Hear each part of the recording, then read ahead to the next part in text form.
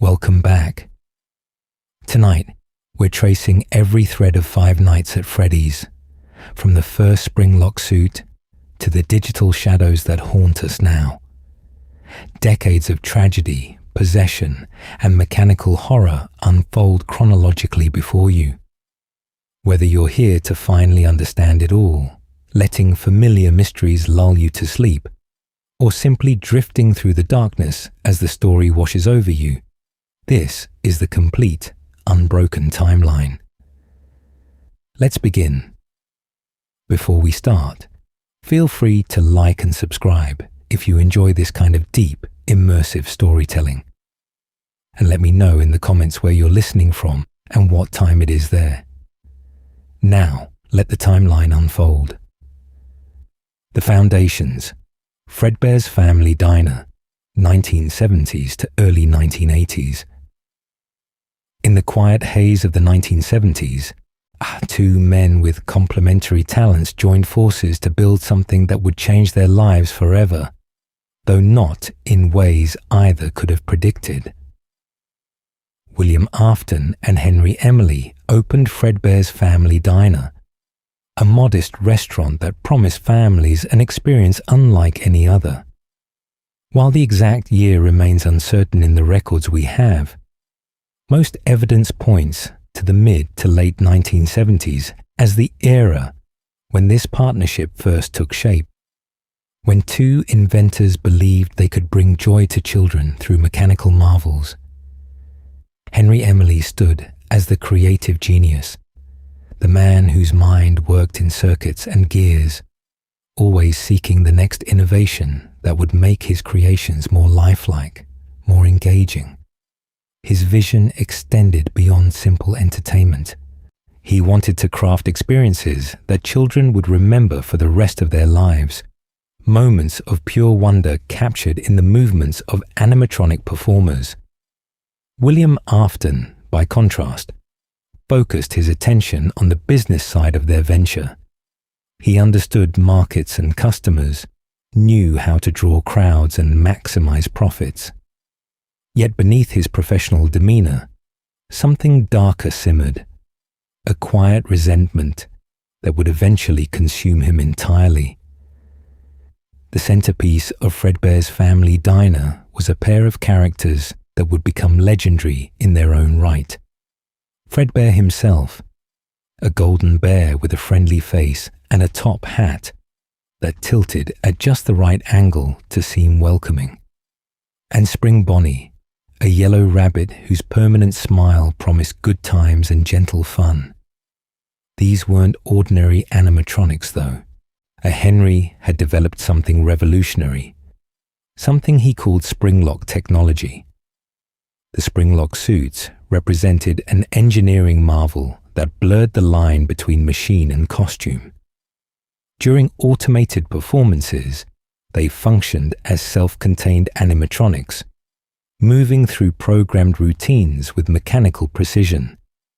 But when needed, an employee could carefully wind back the internal mechanisms, compressing all those gears and servos and endoskeleton parts into tight locks held by spring-loaded fasteners.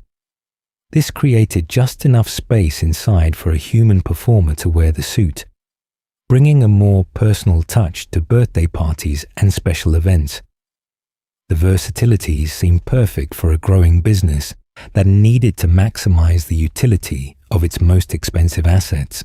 Yet this innovation came with inherent dangers that would later prove catastrophic. The spring locks required careful maintenance and precise handling.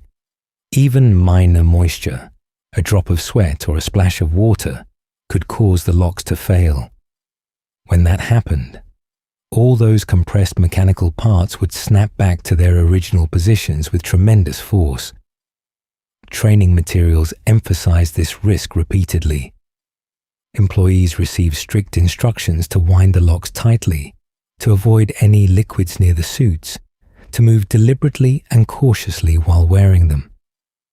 The warnings carried an edge of genuine fear, as if the instructors knew that one mistake could transform entertainment into nightmare.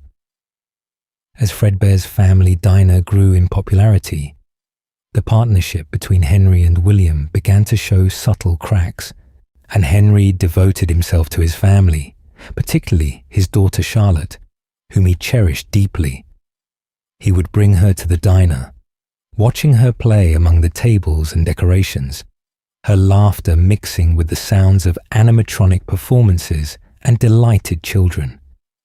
William, meanwhile, seemed increasingly distant from his own family, as if the demands of business and some internal struggle pulled him away from the people who should have mattered most. The diner's success led to expansion plans. They envisioned a chain of restaurants, each one building on the foundation Fredbear's had established. New characters joined the roster. Freddy Fazbear himself emerged, a brown bear similar to Fredbear, but distinct enough to anchor his own brand. Bonnie the Bunny, Chica the Chicken, with her cupcake companion, and Foxy the Pirate Fox, rounded out what would become the core cast of Freddy Fazbear's pizza locations. These new animatronics moved away from Springlock technology, designed instead as purely automated performers.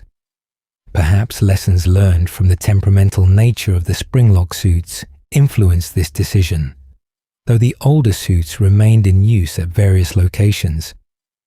The expansion brought new challenges and new opportunities. Multiple Freddy Fazbear's pizza locations opened across the region, each one featuring the familiar band of animatronics performing for crowds of children. Faz tokens, simple metal coins stamped with the year 1983, circulated through the restaurants as currency for arcade games and prizes. These tokens, preserved in collections and archives, help us confirm the timeline of the franchise's growth during this critical period.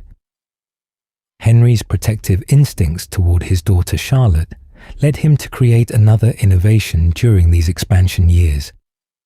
The security puppet, a marionette-like animatronic with a painted face and flexible limbs, had a specific purpose unlike any other character.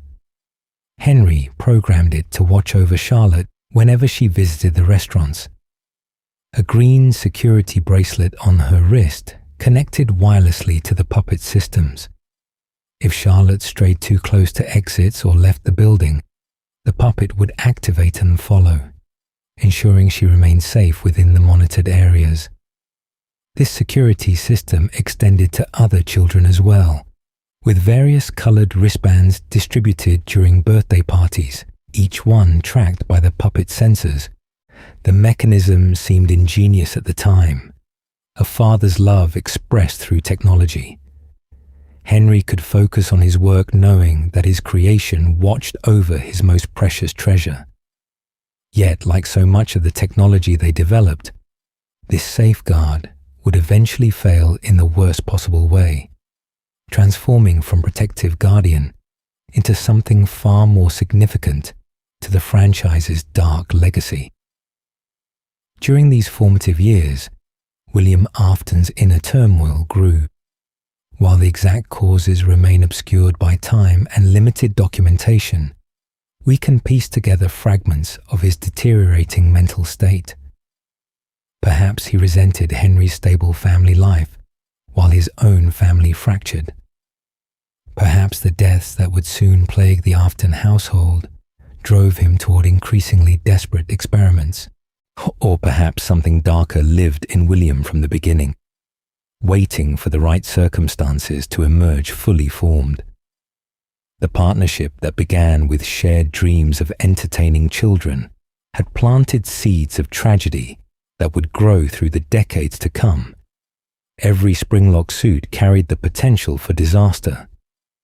Every security system created new vulnerabilities. Every expansion multiplied the opportunities for things to go wrong.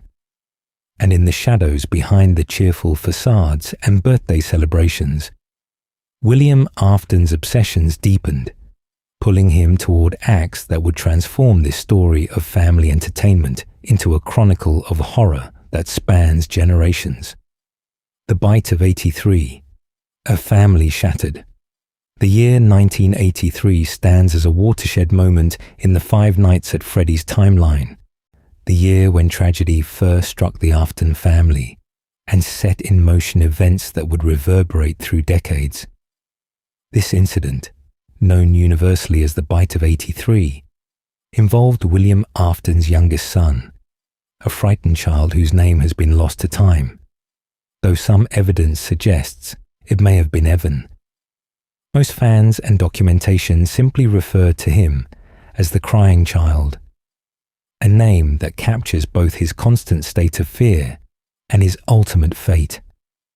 The crying child lived in perpetual terror of his father's creations.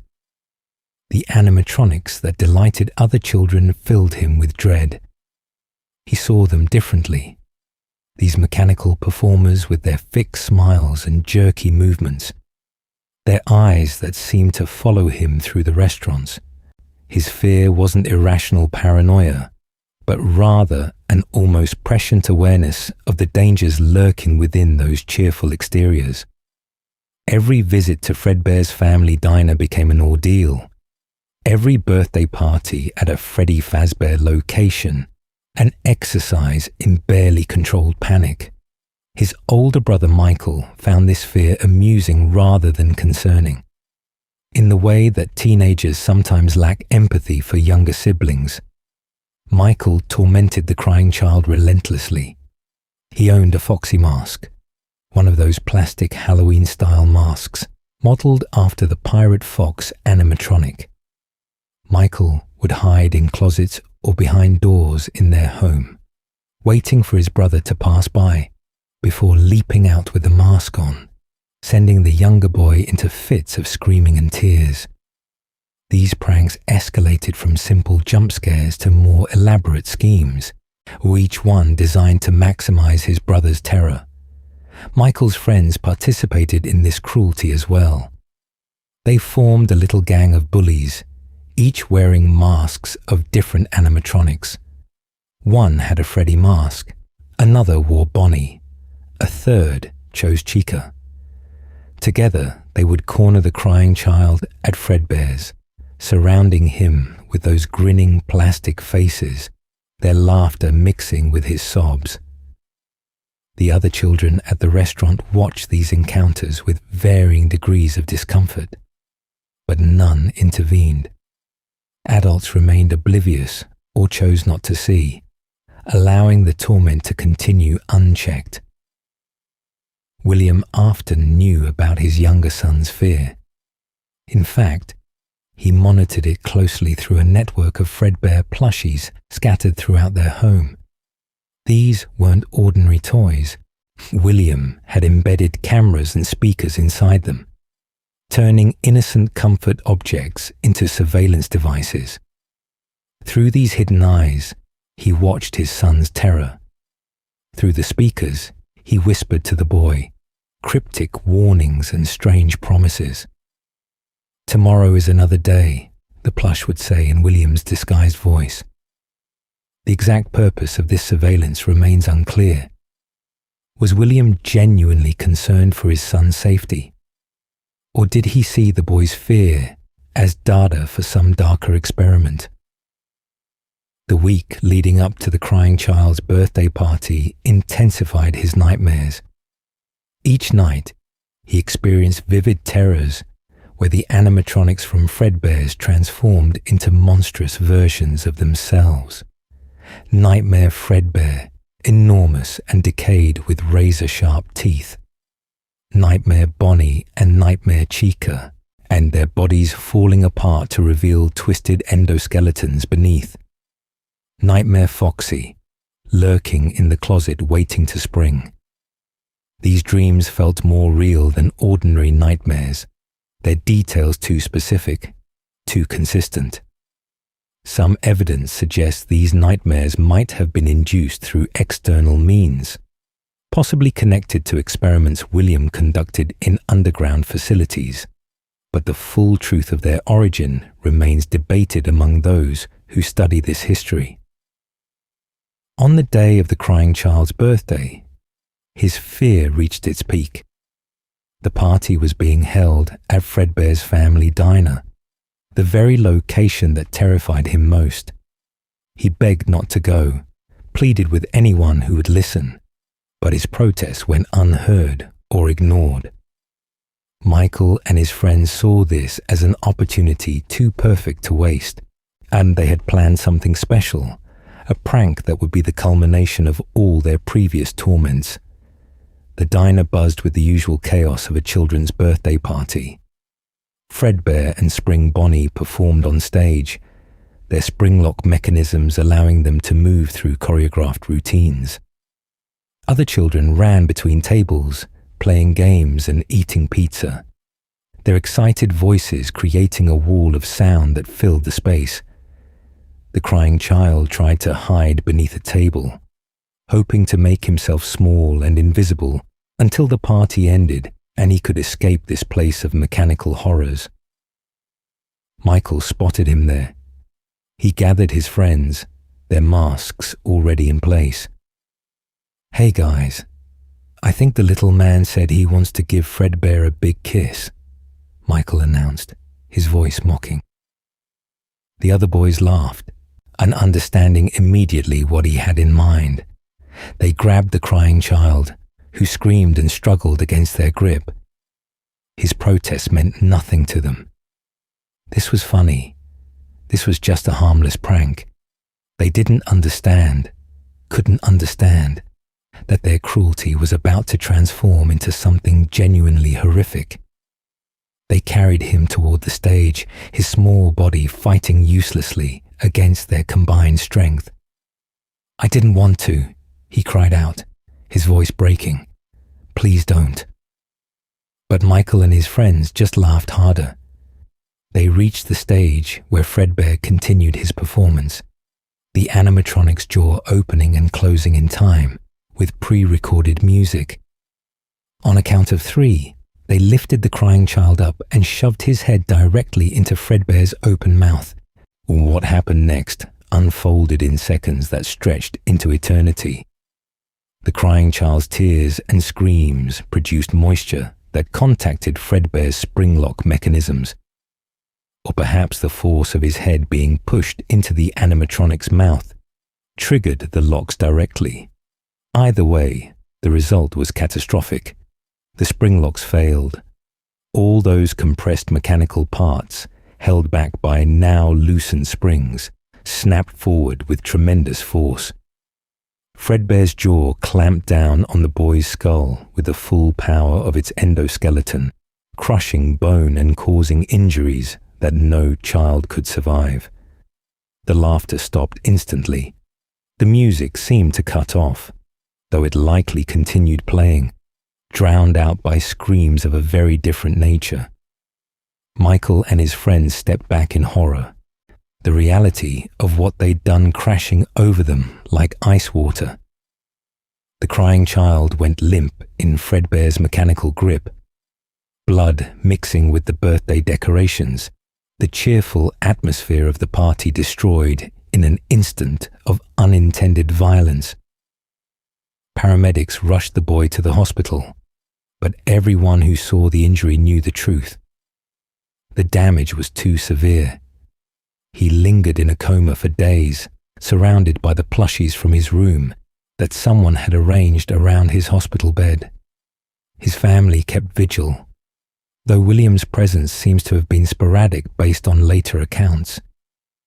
Michael, consumed by guilt, apologized through tears to his unconscious brother, begging for forgiveness that could never be given.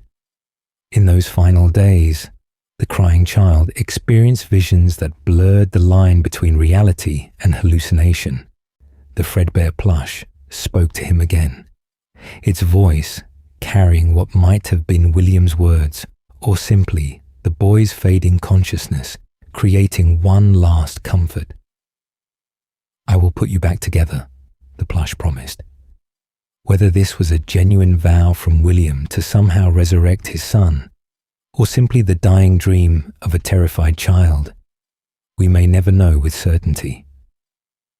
The heart monitor's steady beep eventually flattened into a single sustained tone. The crying child passed away. His death certificate dated sometime in 1983. The television in his hospital room had been playing a Fredbear and Friends cartoon. The copyright date of 1983 visible in the corner of the screen, confirming the year of this tragedy. His soul, according to evidence that would emerge later, didn't move on to whatever comes after death. Instead, it became trapped, bound to a manifestation known as Golden Freddy, a spectral animatronic that would haunt the franchise's locations for decades to come. Michael Afton would carry the weight of his brother's death for the rest of his life. The prank that seemed so harmless in conception had killed his own sibling, destroyed his family, and set him on a path of attempted redemption that would consume his future. William's reaction to his son's death remains less clear in the historical record. Some believe it drove him to his later crimes, that grief and rage over losing his youngest child pushed him toward increasingly desperate experiments with life and death. Others argue it simply accelerated obsessions that already existed, in giving him personal motivation to pursue the impossible goal of reversing death itself. Fredbear's family diner never recovered from this incident. While it didn't close immediately, the shadow of the Bite of 83 hung over the location. Parents grew wary. The springlock suits, already dangerous, became symbols of the company's negligence.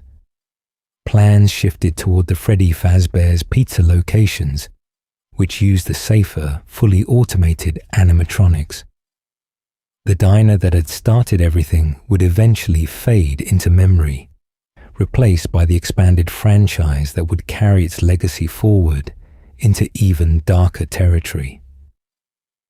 The Bite of 83 taught lessons that the company apparently failed to learn. Springlock suits remained in use at various locations. Security systems continued to prioritize profit over safety, and William Afton's descent into darkness accelerated. His grief or madness or whatever drove him pushing toward acts that would make this first tragedy seem almost insignificant by comparison. The missing children incident, 1985. 2 years after the crying child's death, on June 26, 1985, William Afton committed the crimes that would define his legacy and transform the entire Freddy Fazbear franchise into something genuinely haunted. This event, known as the Missing Children Incident, or simply the MCI, took place at a Freddy Fazbear's Pizza location during what should have been a normal day of birthday celebrations and family fun. Instead, it became a graveyard where 5 children disappeared, their bodies hidden in plain sight within the very animatronics that had entertained them moments before. The day started ordinarily enough. A boy named Gabriel celebrated his birthday at Freddy Fazbear's Pizza, surrounded by friends and family. The restaurant buzzed with its typical energy, children running between arcade games, while animatronic performers moved through their programmed routines on stage.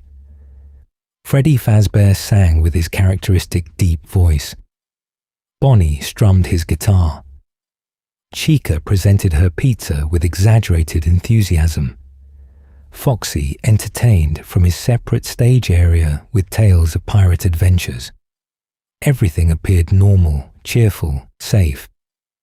But William Afton had come to this location with dark intentions.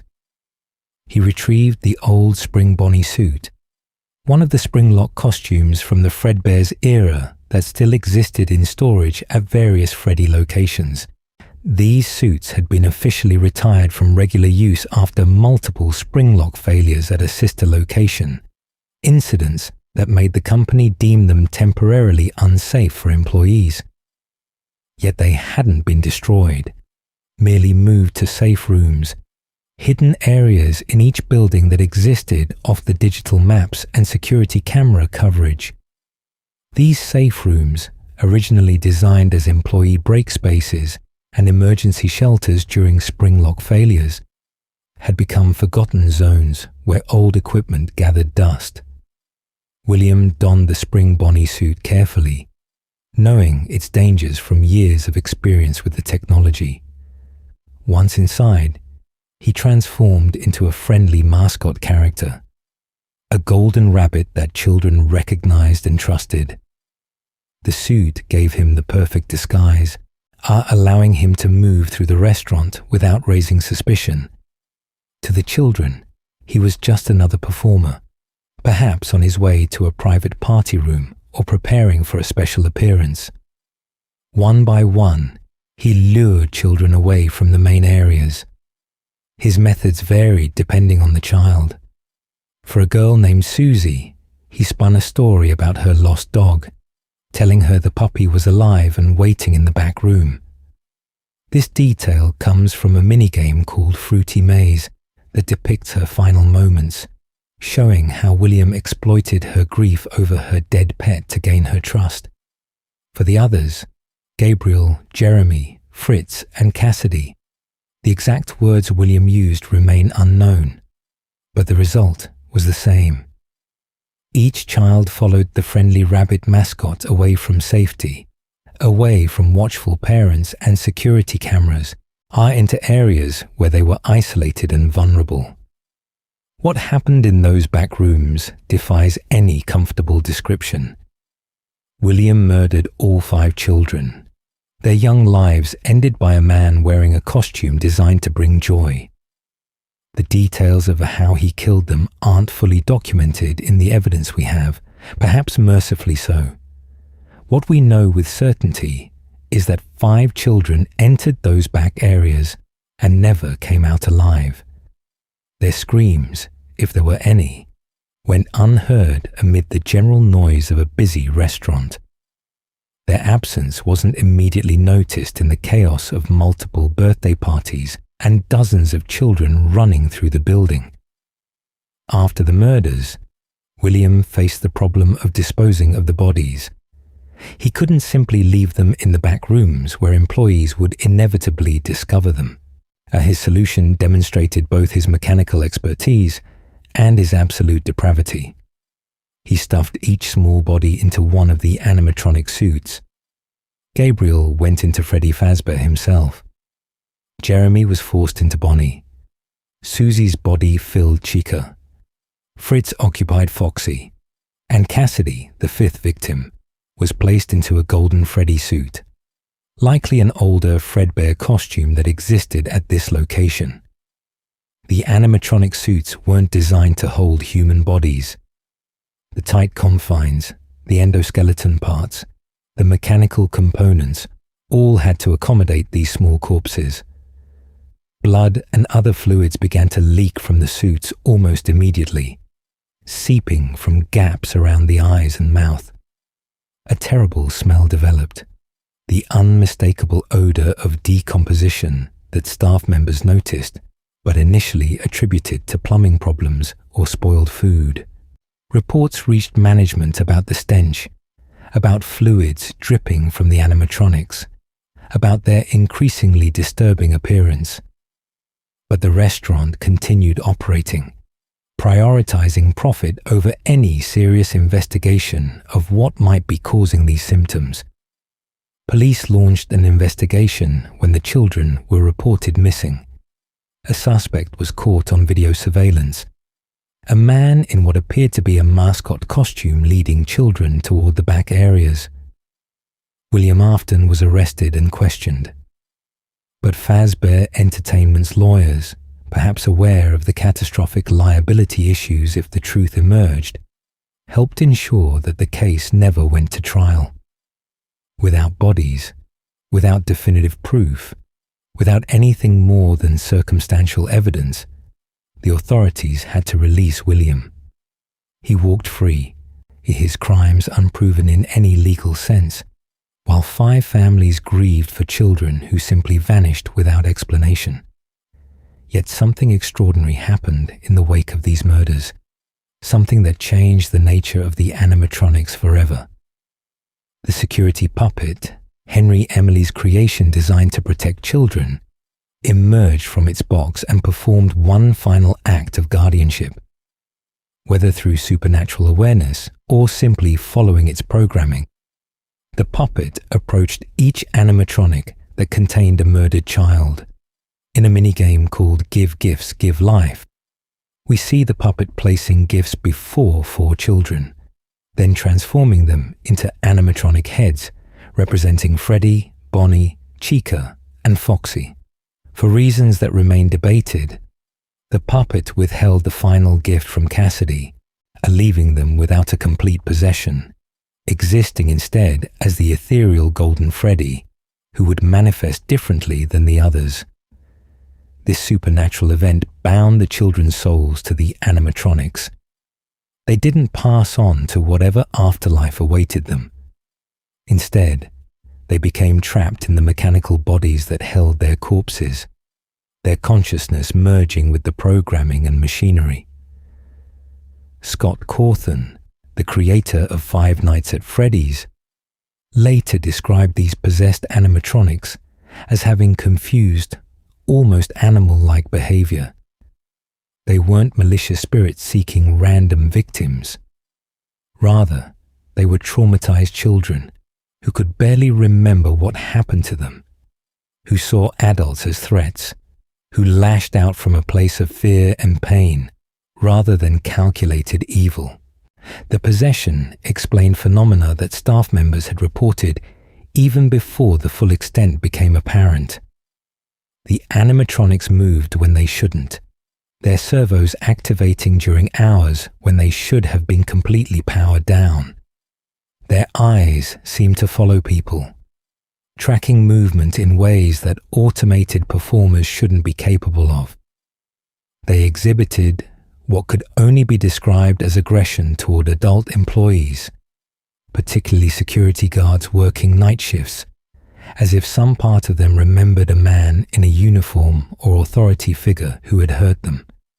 Freddy Fazbear's Pizza, where the murders occurred, eventually closed. The official reasons cited health code violations, the persistent odor that never fully dissipated, and the disturbing mechanical malfunctions that made the animatronics unreliable for performances. Newspaper clippings from the era, visible in various game Easter eggs, document the closure and the investigations that went nowhere. Kids vanish at local pizzeria. Bodies not found, read one headline. Another mentioned a suspect's capture and subsequent release due to lack of evidence. The truth remained hidden, buried under corporate liability concerns and William Afton's careful planning. The spirits of Gabriel, Jeremy, Susie, Fritz, and Cassidy would remain trapped in their animatronic prisons for decades. They would attack night guards at future locations, not out of evil, but from confusion and trauma. They would eventually help bring about William Afton's downfall, their combined vengeance forcing him into the very spring Bonnie suit he'd worn to murder them. But all of that lay in the future. In 1985, they simply existed in a state of bewildered suffering. 5 children who wanted to go home, but no longer understood what home meant or how to reach it. The missing children incident stands as the franchise's original sin, the crime from which all subsequent horrors flow. William Afton's actions that day in June of 1985 created the first genuinely haunted animatronics, proved that death in this universe could be cheated through supernatural possession, and set him on a path toward increasingly desperate experiments with remnant and agony, and the boundary between life and death. Henry Emily's security puppet, designed to protect his daughter, became the inadvertent architect of possession, granting the murdered children a form of existence that was arguably worse than true death. And Freddy Fazbear's Pizza transformed from family entertainment into something darker, a chain of restaurants where children's screams echoed through the decades in the throats of machines. Sister location: Elizabeth and the Underground.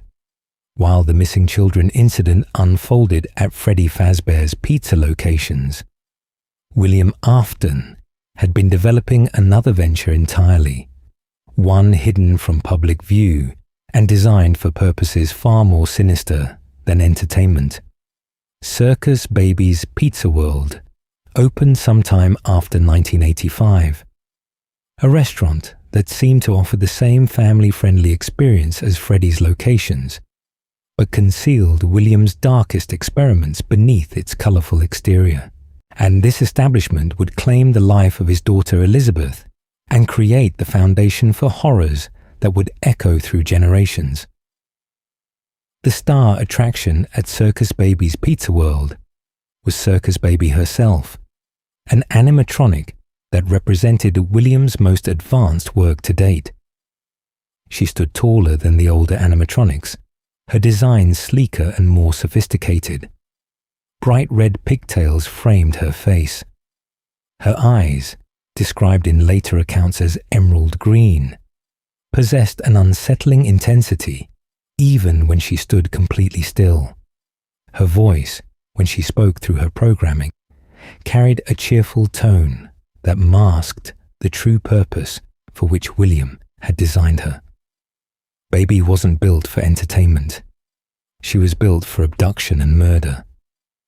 Inside her torso, William had installed a hidden claw mechanism, a piece of engineering genius put toward the most evil possible purpose. When activated, Baby's midsection would split open. The claw would extend outward, grab whatever stood before her, usually a child, and pull them inside her storage tank. The closing mechanism possessed enough force to kill instantly through crushing or suffocation. William had designed his own daughter's killer, though he apparently didn't realize that particular irony when he issued strict warnings for Elizabeth to stay away from Baby. Elizabeth Afton, William's daughter and Michael's sister, became fascinated with Circus Baby from the moment she saw her. Perhaps she recognized something of her father's brilliance in the animatronics construction. Perhaps she simply found Baby beautiful in the way children are drawn to bright colors and friendly faces. Whatever the reason, Elizabeth wanted desperately to see Baby up close, to interact with her, to perhaps even befriend her in the way children imagine friendships with their toys and characters. William forbade it absolutely. "Don't," he told Elizabeth repeatedly, though he never explained why. He couldn't tell her the truth, that Baby was designed to kill children, that her cheerful exterior concealed a machine made for murder. Elizabeth, like most children told not to do something without proper explanation, found the prohibition merely increased her desire. Baby became her obsession, the one thing she wanted most in a world where her father's attention had become increasingly scarce and strange.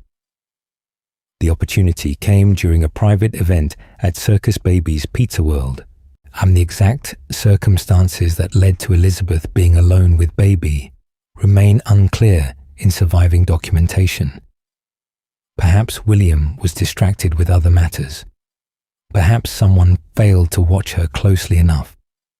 Perhaps Elizabeth simply waited for the perfect moment and seized it with the determination that children sometimes possess when pursuing what they want most.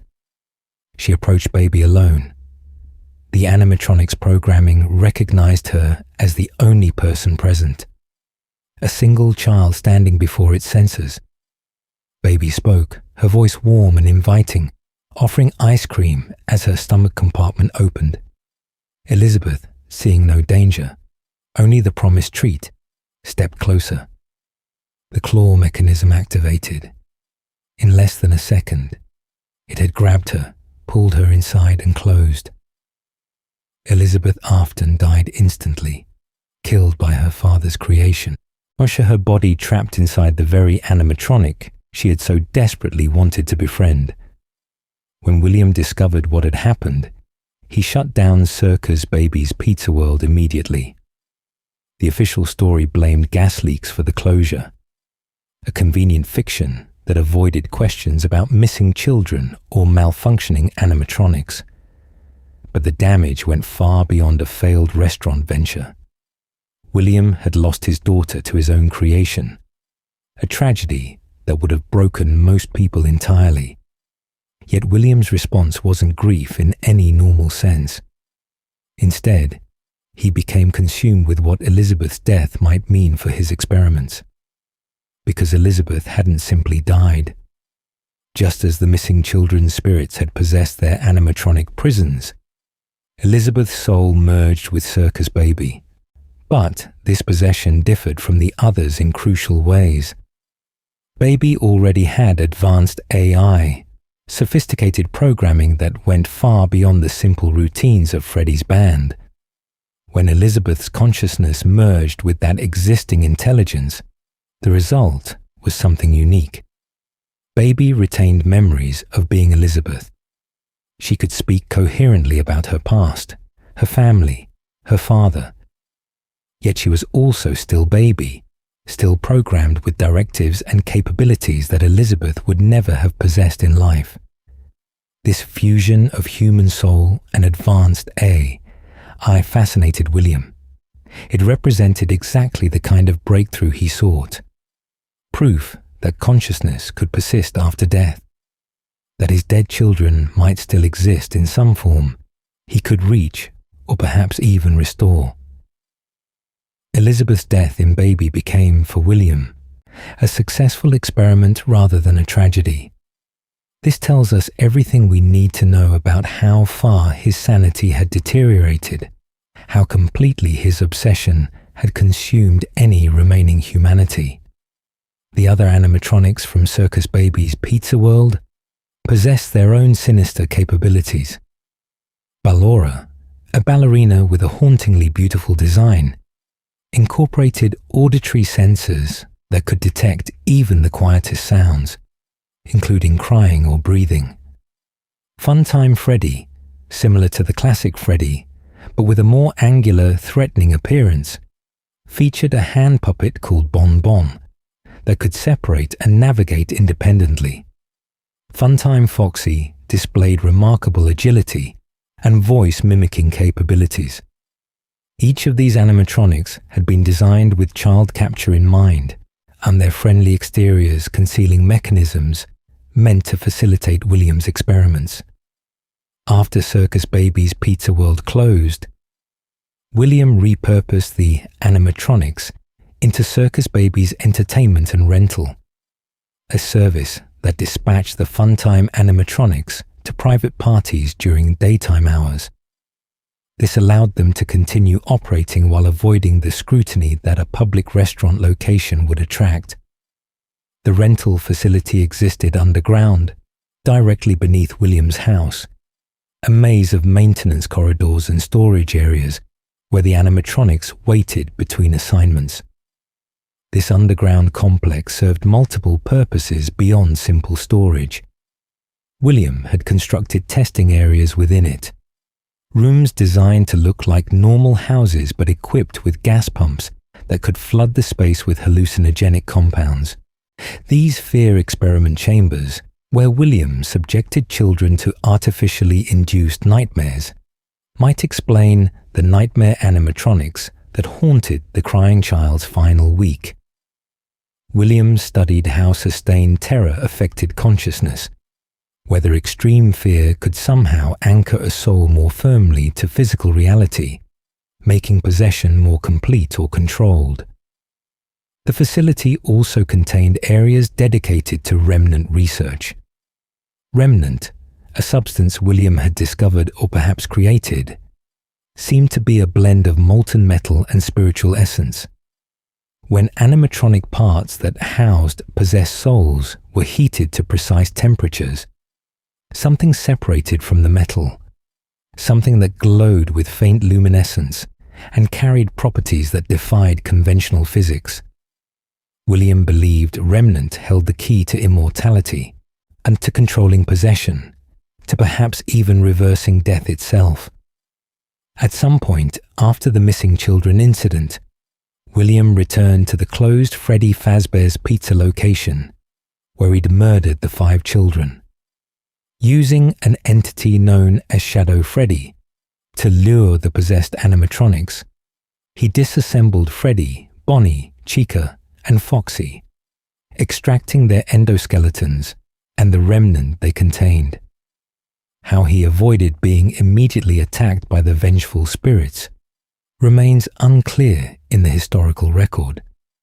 Perhaps he moved quickly, destroying their physical forms before they could manifest fully. Perhaps he had developed some method of temporarily suppressing their awareness. Regardless of the method, he succeeded in obtaining remnant from all 5 missing children. He brought these fragments back to his underground facility and, using the device known as the scooper, injected the remnant into the Funtime animatronics. This distributed the spirits among Circus Baby, Ballora, Funtime Freddy, and Funtime Foxy, creating a network of possessed machines all connected through fragments of the same 5 souls. The injection process served William's theories about remnant, but also created animatronics with even more dangerous awareness and capabilities than before. Years later, Michael Afton would receive a cryptic message from his father, instructions to visit Circus Baby's entertainment and rental, and free his sister Elizabeth from Baby's systems. Whether William genuinely wanted Elizabeth freed, or simply needed Michael to serve some darker purpose, remains debated.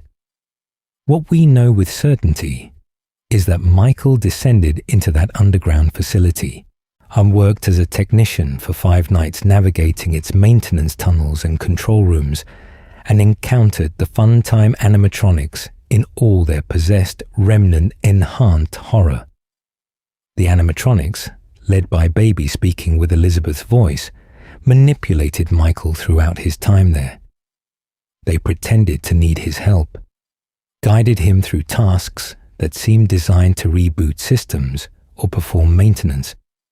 In reality, every action Michael took served their plan to escape.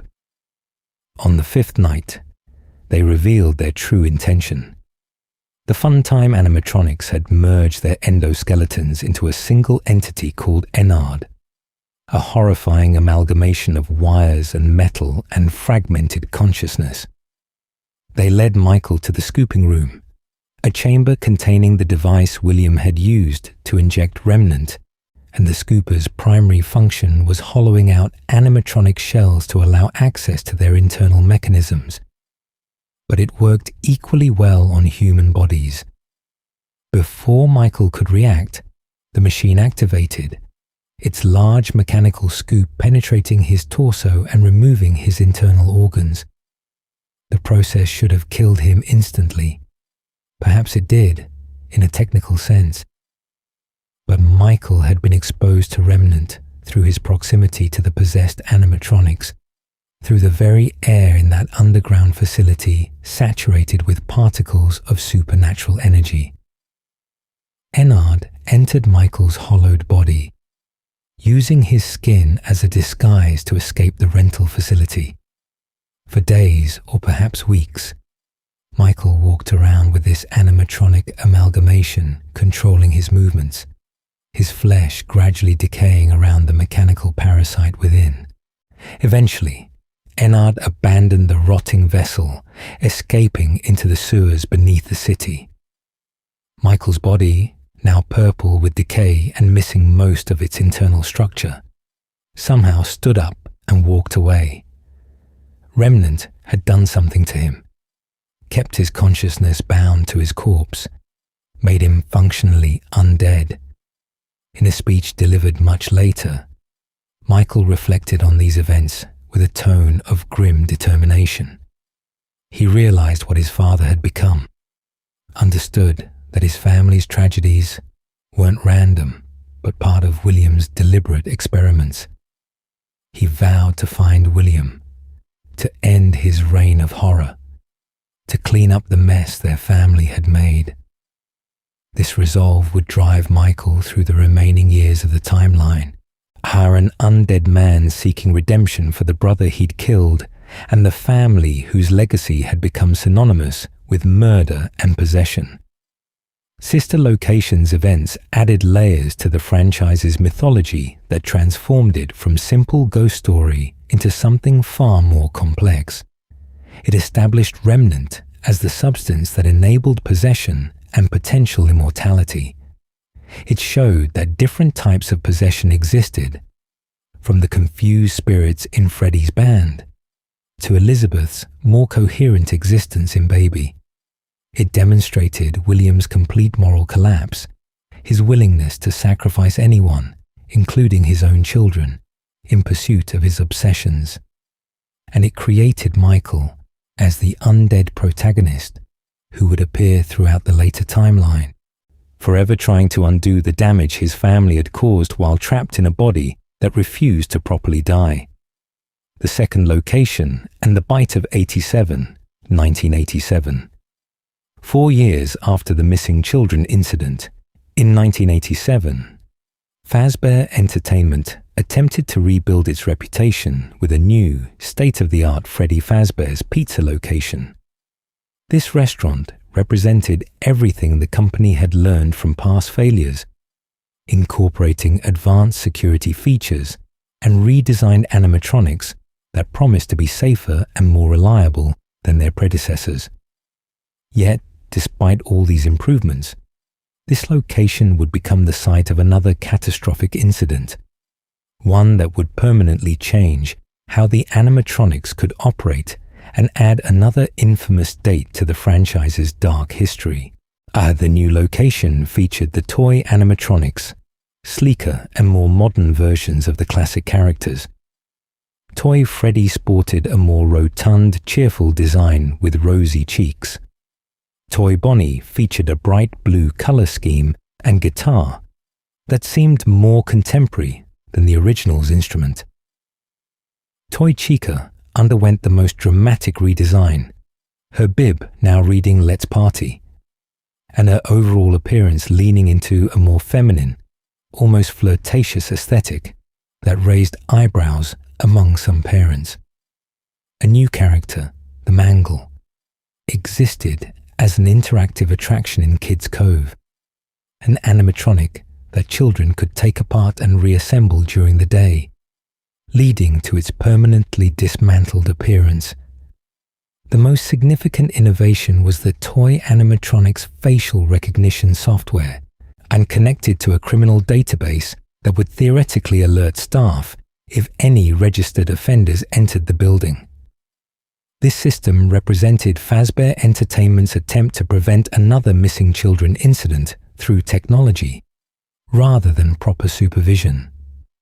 Whether this software actually functioned as advertised or simply served as security theater for concerned parents remains unclear from available documentation. The old animatronics from the previous location hadn't been discarded. Withered Freddy, Withered Bonnie, Withered Chica, and Withered Foxy sat in the parts and service room, their shells damaged and endoskeletons partially harvested to provide components for the new toy models. These withered animatronics still contained the spirits of the missing children, and their souls bound to metal forms that had been literally picked apart for spare parts. The indignity of this treatment, the violation of their already trapped existence, may have increased their hostility toward anyone who approached them after hours. A guard named Jeremy Fitzgerald worked the night shift at this location during its opening week in November 1987. Phone calls from a company trainer guided Jeremy through his duties, explaining the quirks of the new location and its animatronics. The toy models, despite their advanced programming and friendly daytime behavior, exhibited disturbing tendencies at night. They wandered the building when they should have been stationary. Their eyes glowed with an intensity that suggested awareness rather than simple automated patrol patterns. the facial recognition software seemed to malfunction, causing them to stare at night guards as if identifying them as potential threats.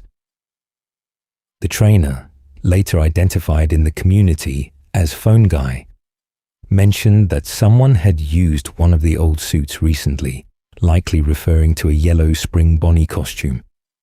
This detail suggested that William Afton had struck again, using his familiar method of disguising himself as a trusted character to lure more victims. A minigame called Save Them depicts a scene where withered Freddy encounters 5 dead children scattered throughout the location, with the puppet helplessly pursuing their killer. If this represents a second missing children incident at the 1987 location, and it would explain why the toy animatronics suddenly exhibited supernatural aggression, matching that of the possessed older models. Phone Guy's calls grew increasingly concerned as the week progressed. He mentioned the animatronics acting unusually aggressive, the building going into lockdown for investigation, and strange malfunctions that the company couldn't explain through normal technical diagnoses. The toy animatronics facial recognition software began flagging adult employees, as if something in their programming had been corrupted to view all adults as criminals or threats. This corruption might have been William's doing, a hack or virus introduced when he used the old suit. Or it might have been the result of new possessions, spirits of murdered children modifying the animatronics' behavior from within. On Jeremy's 6th night, he received instructions to work the day shift the following day, filling in during a scheduled birthday party. Phone Guy emphasized the importance of staying close to the animatronics and watching them carefully, preventing any incidents that might further damage the company's reputation. This day shift assignment, November 14th, 1987, would become one of the most infamous dates in the franchise's history. The bite of 87 occurred during the daytime party, while Jeremy monitored the animatronics. The exact circumstances remain somewhat ambiguous in official records, likely because Fazbear Entertainment worked hard to suppress specific details that might increase their liability. What we know with certainty is that one of the animatronics bit an adult, either Jeremy himself or possibly another employee, had with enough force to remove the victim's frontal lobe. This injury left the victim alive but fundamentally altered, unable to speak according to later documentation, surviving without a critical portion of their brain. The community has debated extensively about which animatronic committed the bite of 87. Toy Chica's beak, removable and theoretically large enough to cause such an injury, makes her a leading candidate. The mangle, with its exposed endoskeleton and dangling from the ceiling in ways that could put it at head level with an adult, represents another strong possibility.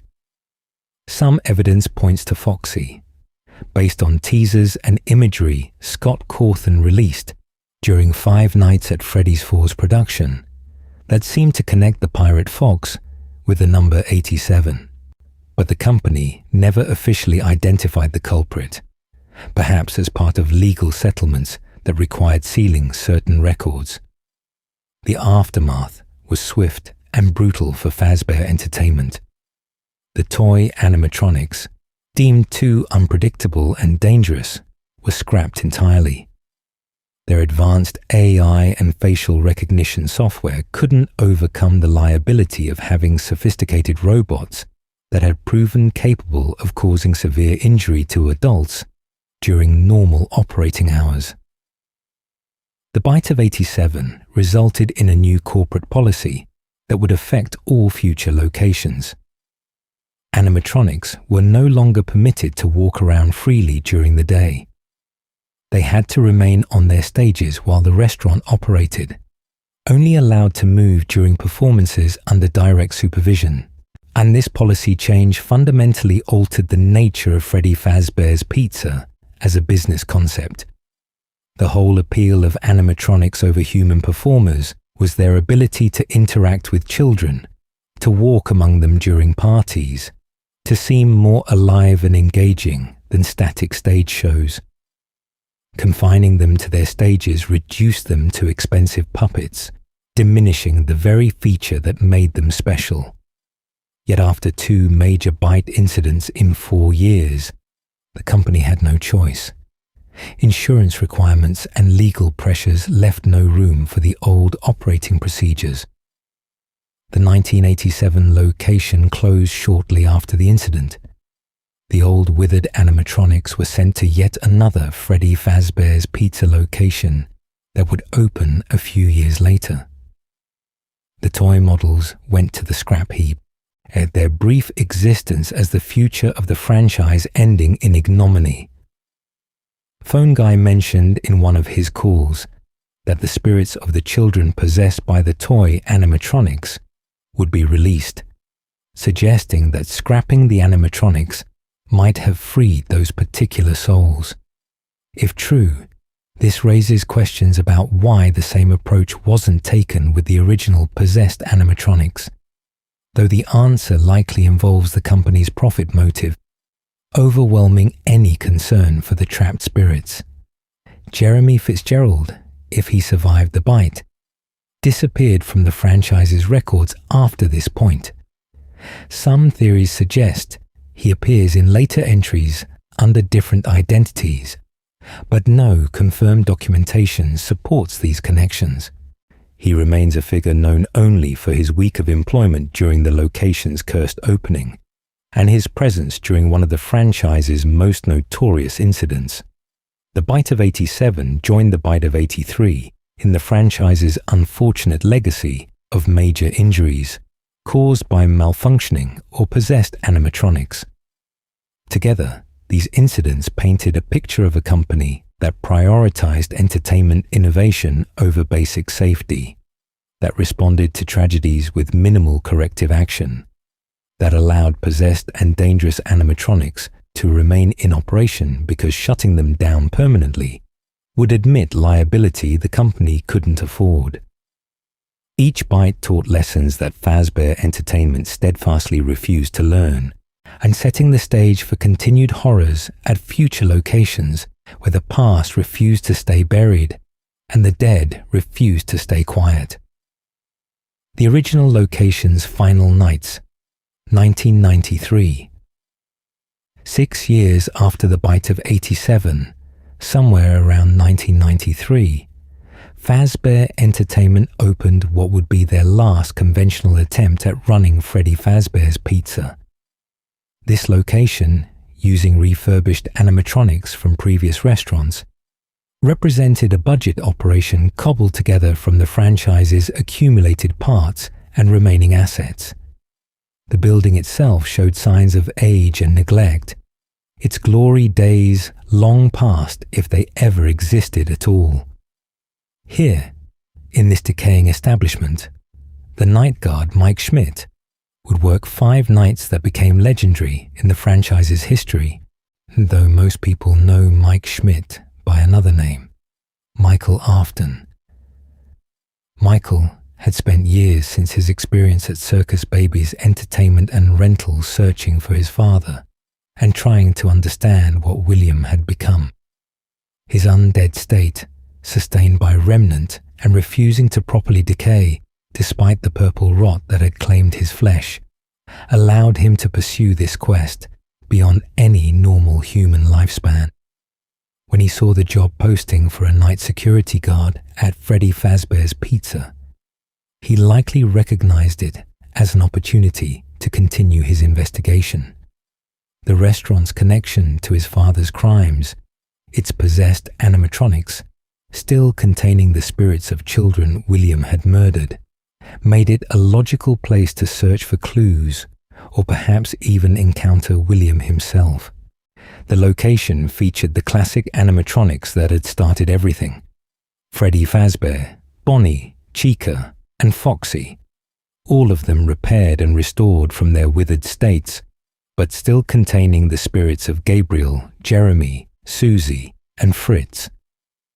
A fifth animatronic, Golden Freddy, manifested as a spectral presence that could appear and disappear without following normal physical rules, representing Cassidy's incomplete possession or possibly the crying child spirit, depending on which interpretation one follows regarding Golden Freddy's complex nature. Michael's first night at the restaurant introduced him to the building's terrible nocturnal routine. The animatronics activated when the lights went out, their movements driven by the confused and angry spirits within them. They wandered through the building, approaching the security office where Michael sat watching them on camera feeds. Their behavior suggested they were hunting, searching for something or someone, motivated by memories of the man who had killed them, even if those memories existed only as fragmented impressions of danger and betrayal.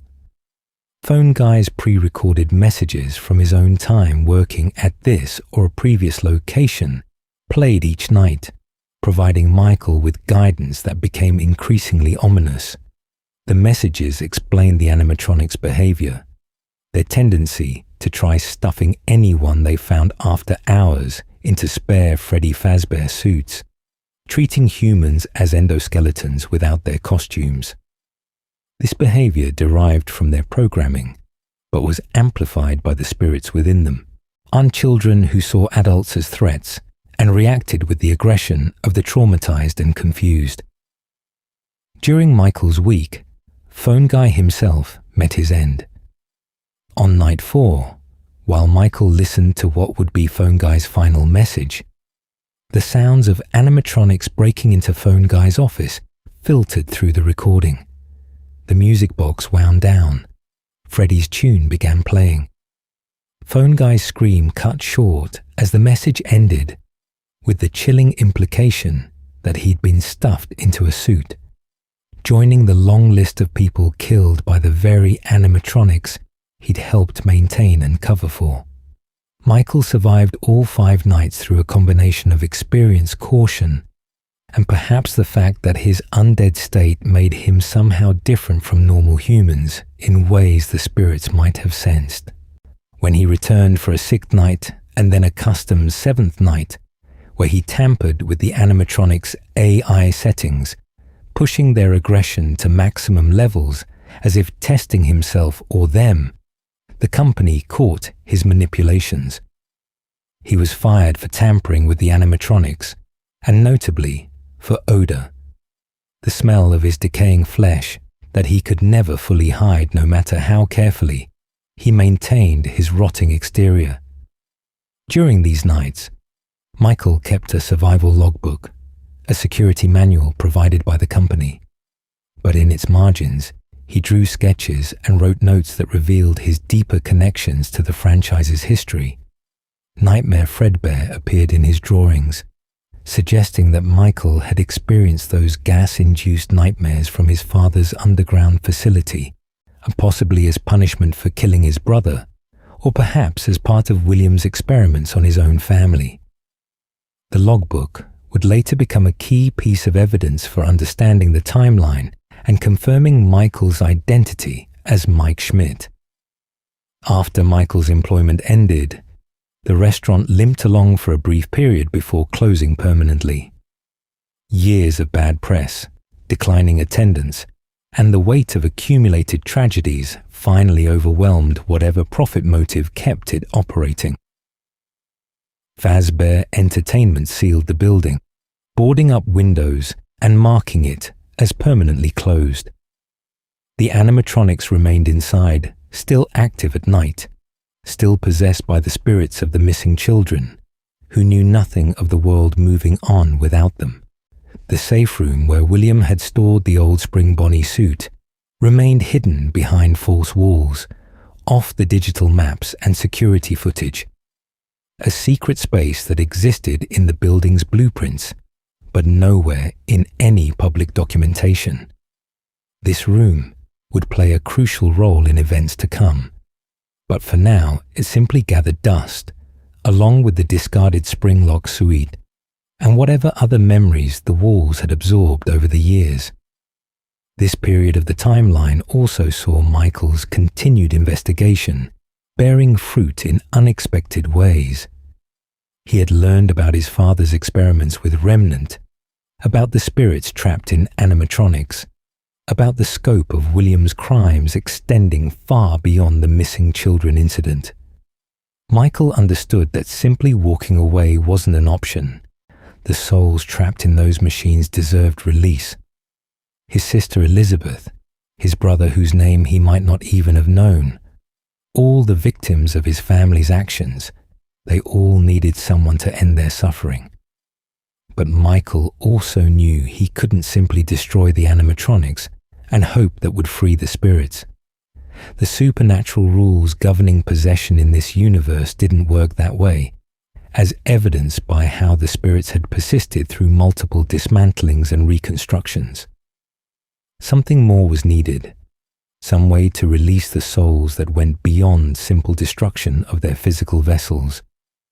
That solution would come eventually, orchestrated by Henry Emily in an act of grief-driven revenge and mercy, but it lay years in the future. For now, the original Freddy Fazbear's Pizza location stood empty and silent during the day, while at night the old routines continued unabated. Freddy, Bonnie, Chica, and Foxy moved through familiar patterns, looking for security guards who no longer came to work, seeking revenge against people who had nothing to do with their murders, trapped in loops of behavior they couldn't escape because they no longer fully understood what they were or why they existed. The restaurant had become their tomb and their prison, a place where time meant nothing, and every night repeated the last in an endless cycle of mechanical horror. The Springtrap era, 30 years later, roughly 30 years after Freddy Fazbear's Pizza closed its doors for the final time, a William Afton remained imprisoned in the sealed safe room where he'd spent decades trapped in the Spring Bonnie suit. The events that led to his imprisonment began shortly after Michael's employment ended, when William returned to the closed restaurant with dark intentions. He had learned what Michael was doing, realized that his son was tracking him down and potentially preparing to end his schemes. More importantly, William wanted to claim something from the location that he believed could complete his work toward achieving immortality. William understood that the animatronics contained Remnant, that substance he discovered which seemed to carry the essence of souls bound to metal. If he could extract that remnant from all 4 classic animatronics, he might gather enough supernatural energy to transcend death entirely and to become something beyond human vulnerability. With this goal driving him, he infiltrated the abandoned building and began his work of destruction. The details of how William lured or trapped the possessed animatronics remain somewhat unclear in the available evidence. Some sources suggest he used an entity known as Shadow Freddy, possibly another manifestation created through agony or remnant experiments, to guide Freddy, Bonnie, Chica, and Foxy to the safe room one by one. Other accounts imply he simply attacked them directly, using his knowledge of their mechanisms to dismantle them before they could mount effective resistance. Regardless of method, Williams succeeded in destroying all 4 animatronics. He tore them apart systematically, removing their endoskeletons and preparing to extract the remnant they contained through heating or other processing methods he'd developed. The spirits within the animatronics found themselves suddenly freed from their physical prisons as their shells came apart in William's hands. For a moment, they existed as pure spiritual energy, unbound by the metal that had confined them for years. But they didn't dissipate or move on to whatever afterlife awaited them. Instead, the spirits of Gabriel, Jeremy, Susie, Fritz, and Cassidy manifested in the safe room as ghostly apparitions, surrounding William in the very space where he thought himself safe from consequences. They couldn't physically harm him, not as pure spirits, but they could terrify him. I could make him understand for the first time in years that he faced genuine danger from forces he couldn't control through cleverness or engineering skill. William, confronting these manifestations of his victims, panicked. His eyes landed on the old Spring Bonnie suit leaning against the wall, the same costume he'd worn to lure children to their deaths. In a moment of desperate irony, he climbed inside the suit that had once made him appear friendly and trustworthy, hoping it might protect him from the advancing spirits, or perhaps allow him to disappear into the shadows, as he'd done so many times before. The safe room, sealed for years, had developed leaks in its ceiling. Moisture from rain and condensation had damaged the interior over decades of neglect. When William entered the Spring Bonnie suite, his movements and the dampness triggered the spring lock mechanisms he designed so many years ago. The locks failed catastrophically, all of them at once, releasing the compressed endoskeleton parts with tremendous force. Metal components snapped back into their original positions, driving through William's body in dozens of places simultaneously. Springs pierced his flesh. Sharp edges cut through organs and bone. The suit that had hidden him during his murders became an Iron Maiden, its mechanisms fulfilling the lethal potential that training tapes had warned about for years. William often screamed as the spring locks tore through him, his blood mixing with the old mechanisms, his body impaled and crushed inside the very costume he'd used to commit his crimes. But William didn't die. Perhaps the remnant he'd been exposed to over years of experiments had already changed him, made him capable of surviving injuries that would kill normal humans. Perhaps the agony of his death, the spiritual energy released by such suffering, kept his consciousness anchored to physical reality. Or perhaps the universe itself refused to let him escape through something as simple as death, saving him for punishments that mere mortality couldn't encompass. Regardless of the reason, William Afton's soul remained trapped inside the Spring Bonnie suit, merged with the metal and machinery in a fusion of man and animatronic that created something new and terrible. Springtrap. The spirits of the missing children, having witnessed William's torment, faded from the safe room. They had achieved a form of revenge, seen their killer suffer in the very trap he'd created. Whether this brought them peace or simply satisfied a need for justice, we cannot know from the available evidence. They retreated back to their broken animatronic shells, or perhaps simply dissipated, their energy spent on this single act of retribution. William, now Springtrap, remained in the safe room. The walls had been sealed during the restaurant's closing, covered with false panels and removed from all building diagrams. No one knew the safe room existed anymore except a few former employees whose memories might or might not be reliable. Springtrap stood there in the darkness, unable to move much in his damaged state, his consciousness trapped in a nightmare of pain and mechanical imprisonment, waiting for something that might never come. Decades passed, or the restaurant building stood abandoned while the world outside changed and evolved.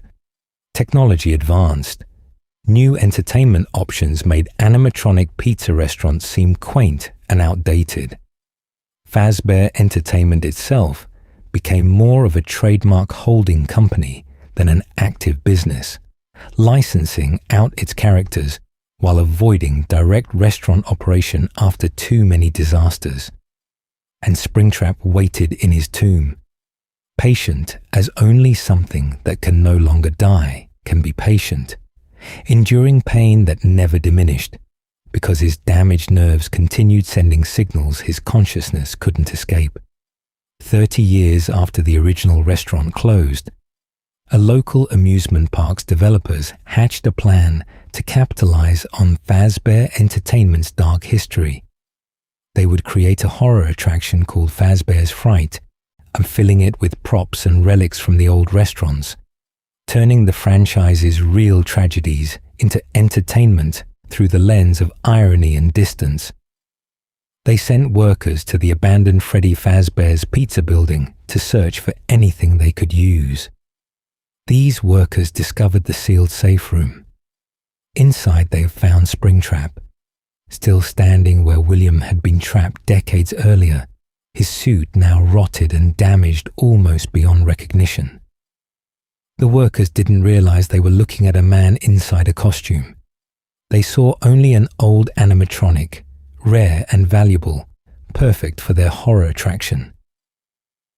They extracted Springtrap from the safe room and transported him to Fazbear's Fright, giving William his first opportunity to escape his prison in 30 years.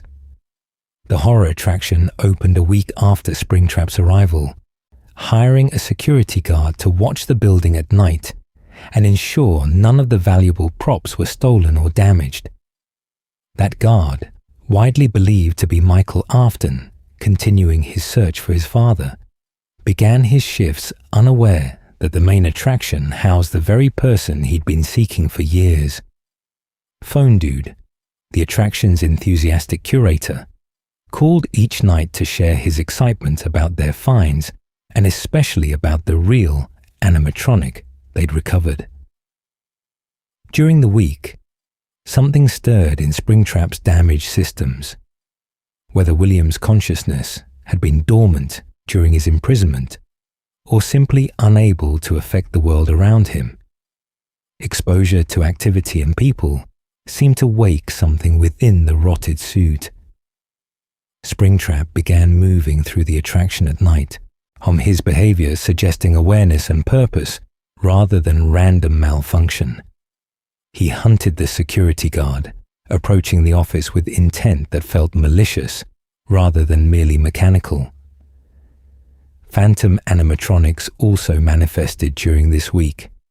Apparitions of Freddy, Chica, Foxy, the puppet, and others that would appear suddenly and cause system malfunctions when they attacked. These weren't physical entities but hallucinations, or perhaps spiritual projections, manifestations of agony and memory that Springtrap's presence had stirred up. When they jump-scared the guard, cameras and ventilation systems would fail, creating genuine danger beyond their spectral attacks. By the end of the week, fire consumed Fazbear's Fright. The official story blamed faulty wiring in a building filled with old, damaged electronics and props. But the timing, occurring just as Springtrap's activity reached its peak, suggested something more deliberate. Perhaps the security guard set the fire, recognizing what Springtrap truly was and attempting to destroy it. Perhaps Henry Emily, having learned where William finally was, arranged the blaze as a first attempt to end his old partner's terrible existence. Or perhaps Springtrap himself caused it accidentally through damaged systems and electrical shorts as he moved through the building hunting his prey. Regardless of cause, the fire failed to destroy Springtrap. The attraction burned down, consuming all the props and memorabilia and leaving only ashes and twisted metal frames. But when the rubble cooled and investigators sifted through the remains, they found no animatronic corpse, no burned endoskeleton that might have once been the attraction's prize exhibit. Springtrap had escaped into the night, leaving only the faint stench of rot and machinery as evidence he'd been there at all. The Springtrap era represented William Afton's lowest point thus far. Decades of imprisonment and suffering followed by brief freedom that ended in another fire. Yet it also demonstrated his persistence, his refusal to accept death or defeat no matter how thoroughly either seemed to claim him. William had murdered children, built death traps disguised as entertainment, experimented on his own family, and suffered what should have been fatal injuries, only to continue existing in states that mocked the very concept of life. He remained a threat, an undying evil that fires couldn't consume and time couldn't diminish. And somewhere in the ruins of Fazbear's Fright, as smoke cleared and sirens faded, Michael Afton likely understood that his father had escaped once more, that their final confrontation still lay ahead in a future neither could fully predict. Pizzeria Simulator. The first ending, 2023. Years after Fazbear's Fright burned down, around 2023, based on the timeline's internal evidence, Henry Emily finally emerged from whatever seclusion he'd maintained since the franchise's darkest days. He had spent decades living with the knowledge that his business partner had murdered his daughter Charlotte, that his animatronics had become vessels for trapped souls, that his technological innovations had enabled horrors he'd never imagined when he first designed Fredbear and Spring Bonnie. Now, approaching the end of his natural life, Henry decided to end it all, to finally free the spirits and destroy William Afton once and for all. His plan required deception on a scale that matched William's own manipulations. Henry created a new Freddy Fazbear's Pizza location, advertising it as a franchise opportunity where aspiring managers could build their own restaurants. The job posting appeared legitimate, promising creative control and profit potential, targeting people who might want to resurrect the Freddy Fazbear brand or simply needed employment. Among those who responded was Michael Afton, still searching for his father after the Fazbear's Fright fire, still seeking some way to end the cycle of horror his family had created. Michael took the position as a manager of this new location, and unaware at first that Henry had specifically designed the entire operation to lure him and others to this place. The restaurant simulation seemed straightforward enough. Michael would purchase animatronics and props, design the layout, advertise to bring in customers, manage the business's financial health. During the day, he played the role of restaurateur, making decisions about menu items and entertainment packages. But the nights revealed the simulation's true purpose. In the alleyway behind the restaurant each night, animatronics appeared, drawn to the location through means that seemed almost supernatural. These weren't ordinary animatronics, but rather the collected remnants of William's crimes and Henry's guilt, each one containing a piece of the tragedy that had consumed the franchise. Scrap Baby, Elizabeth's consciousness in a rebuilt and damaged form after Enard had ejected her from their collective. Molten Freddy, the Enard amalgamation, now dominated by Funtime Freddy's personality, still containing a fragments of the missing children's remnant. Lefty, a black bear designed by Henry, specifically to capture and transport the puppet. Charlotte's spirit still bound to the marionette that had tried to save the murdered children. And finally, Scraptrap, William Afton's consciousness in a partially rebuilt Spring Bonnie suit, his undying malice driving him toward the restaurant despite the obvious danger. Each night, Michael could choose to salvage these animatronics or reject them. Salvaging meant bringing them into the restaurant and testing their audio systems through a series of prompts while they sat meters away in states of uncertain activation. The process was terrifying, monitoring each animatronic's movement and sound cues while the recording played, knowing that any moment they might lunge forward and attack. But salvaging them also meant containing them, keeping them in one place rather than allowing them to wander freely through the world, causing more harm. Michael salvaged all 4 animatronics. either because he understood Henry's plan or simply because his sense of responsibility demanded he contain every piece of his family's nightmare. They inhabited the vents and rooms beneath the restaurant, their presences creating a supernatural maze of corridors where their remnant signatures interfered with normal space. During each night's work, our Michael navigated this labyrinth, using audio cues and vent controls to distract and redirect the animatronics, surviving until 6 in the morning when he could return to the surface and continue the simulation. By Saturday, the final night of the week, all 4 animatronics were contained within the facility. Michael had built a functional restaurant above their heads, complete with all the appropriate safety measures and entertainment features. The business appeared ready to open for its first weekend of real customers.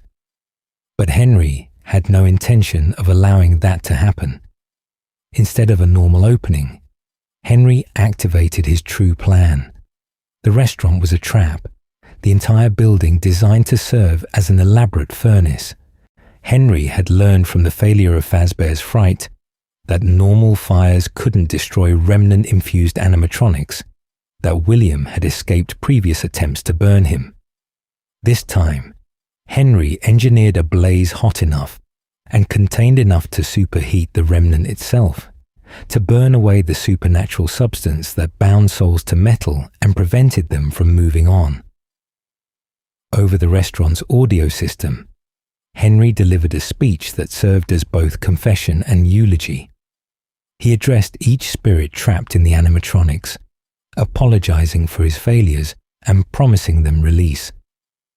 To his daughter Charlotte, in the puppet, he expressed his sorrow for being unable to save her, for the security puppet's failure when she needed it most. To Elizabeth, he acknowledged her father's sins and her own victimhood, despite the murders Baby had committed. To the unnamed employee who had become Molten Freddy, he offered recognition of their suffering. And to William, he promised that this time there would be no escape, no continuation of his evil beyond this final fire.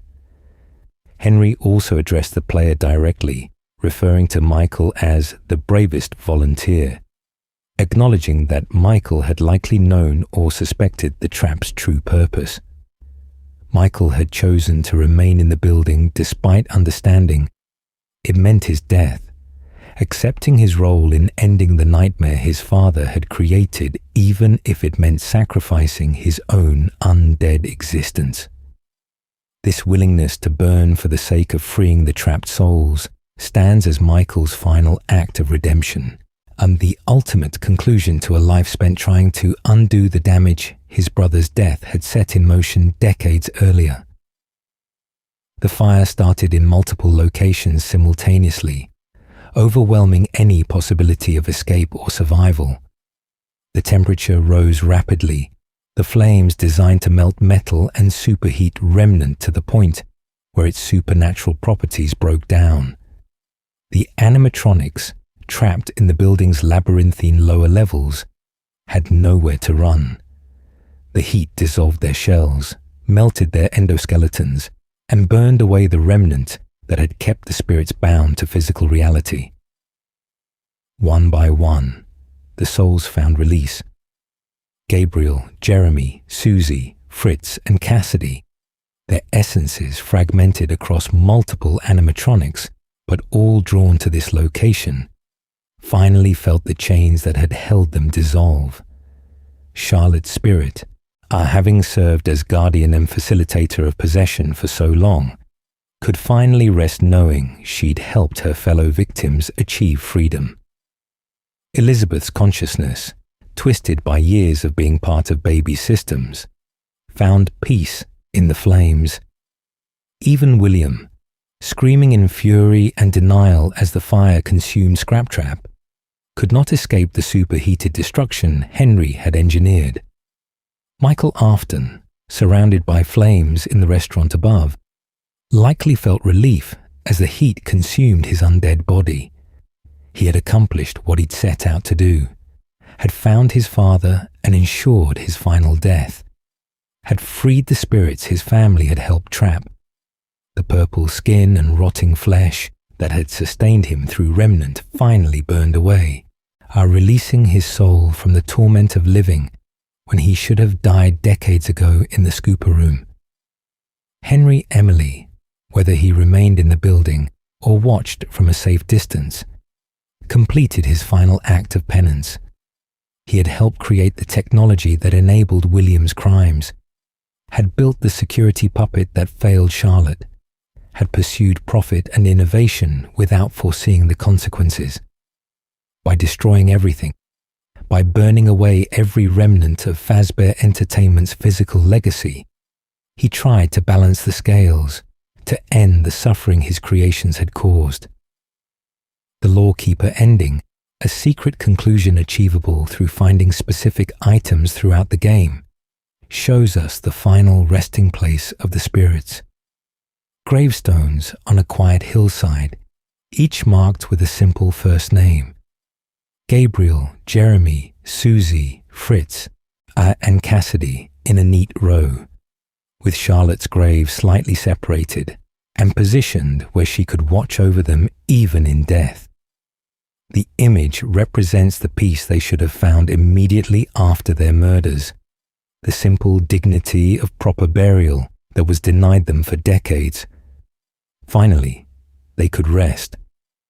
Yet even this seemingly definitive ending left threads unresolved. William Afton's consciousness, despite burning in the Pizzeria Simulator fire, didn't simply dissipate. Something of him persisted, whether through remnant that survived the flames, through sheer force of malicious will, or through supernatural mechanisms that transcended physical destruction. He found himself in a nightmare realm, tormented by the very animatronics he'd created and the spirits he'd murdered, unable to die properly, but also unable to truly live. An ultimate custom night, the next chapter in this timeline, would explore this liminal hell where William remained trapped between death and something worse, paying for his crimes through eternal suffering without the mercy of oblivion. The digital corruption, help-wanted era, following the Pizzeria Simulator fire that should have ended the franchise's supernatural horrors, Fazbear Entertainment took an unexpected approach to managing its notorious reputation. Rather than fading into obscurity or attempting yet another restaurant reopening, the company hired an independent game developer to create video games based on the franchise's history. These games would frame the murders, possessions, and various disasters as urban legends and creative exaggerations, and allowing the company to profit from its dark past, while simultaneously discrediting the truth through the lens of fiction. This metafictional strategy seemed brilliant in its cynicism. Any remaining evidence or testimony about real crimes could be dismissed as people confusing reality with these indie horror games. The murders became creepypasta, the possessions became clever storytelling, and Fazbear Entertainment transformed from a company with blood on its hands into a beloved horror franchise that had inspired entertainment. It was gaslighting on a corporate scale, weaponizing fiction against fact to protect the company's future ventures. To add authenticity to these virtual experiences, Fazbear Entertainment provided the game developers with actual circuit boards and components from old animatronics. These weren't replicas or newly manufactured parts, but original pieces of hardware that had existed in the restaurants where children died and spirits became trapped in machinery. The developers, unaware of the supernatural significance of what they'd been given, scanned these components into their VR development systems, digitizing decades-old technology to create realistic virtual representations. This scanning process had unintended consequences that would prove catastrophic. The circuit boards contained remnant residue, traces of the supernatural substance that had enabled possession and sustained spirits for so long. When scanned and digitized, this remnant didn't simply disappear, but rather translated into the digital space as a form of malicious code. Additionally, the boards contain data from an entity known as the Mimic, an adaptive learning AI that William Afton had encountered and possibly integrated into some of his creations. The combination of remnant energy and Mimic programming created something new and terrible. Glitchtrap. Glitchtrap manifested within the VR game Help Wanted as a digital entity that resembled Spring Bonnie, the costume William had worn to murder children. Whether Glitchtrap represented William's consciousness finding a new vessel through the digitized remnant, the Mimic imitating William's patterns and behaviors, or some fusion of both remained unclear in available documentation. What mattered was its capability. Glitchtrap possessed awareness, intelligence, and most dangerously, the ability to influence and potentially possess anyone who interacted with the VR experience. A beta tester named Jeremy, not to be confused with Jeremy Fitzgerald from the Bite of 87, first noticed the anomaly. He reported experiencing strange visions during his VR sessions, seeing a rabbit figure that moved through the virtual environments in ways that didn't match any programmed content. The entity seemed to watch him, following his movements through the game spaces, appearing in places it shouldn't be able to access according to the code. Jeremy's mental state deteriorated rapidly. He suffered nightmares about the rabbit. He began to fear that something from the game was reaching into his real life, blurring the boundary between virtual experience and actual reality. His reports were logged but largely dismissed as psychological stress from extended VR exposure, or perhaps an adverse reaction to the horror content. And the development team made a note to review the sections Jeremy mentioned, but continued pressing forward toward the game's release deadline. Then, one morning, co-workers found Jeremy in the testing room, having used the guillotine paper slicer to sever his own face. The wound was catastrophic, leaving him disfigured and traumatized in ways that suggested he'd been trying to remove something he believed was attached to his face, possibly the VR headset, in some metaphorical or hallucinatory sense. Another tester, a woman known in the surviving audio logs as Tape Girl, took over Jeremy's role. She began investigating the anomaly more systematically, documenting her findings in hidden audio recordings scattered throughout the game's levels. And Tape Girl discovered that Glitchtrap's code existed in the scanned circuit boards as a form of virus or independent program that could learn and adapt. It seemed to target beta testers specifically, studying their behaviors and responses, building profiles that would allow it to more effectively manipulate them.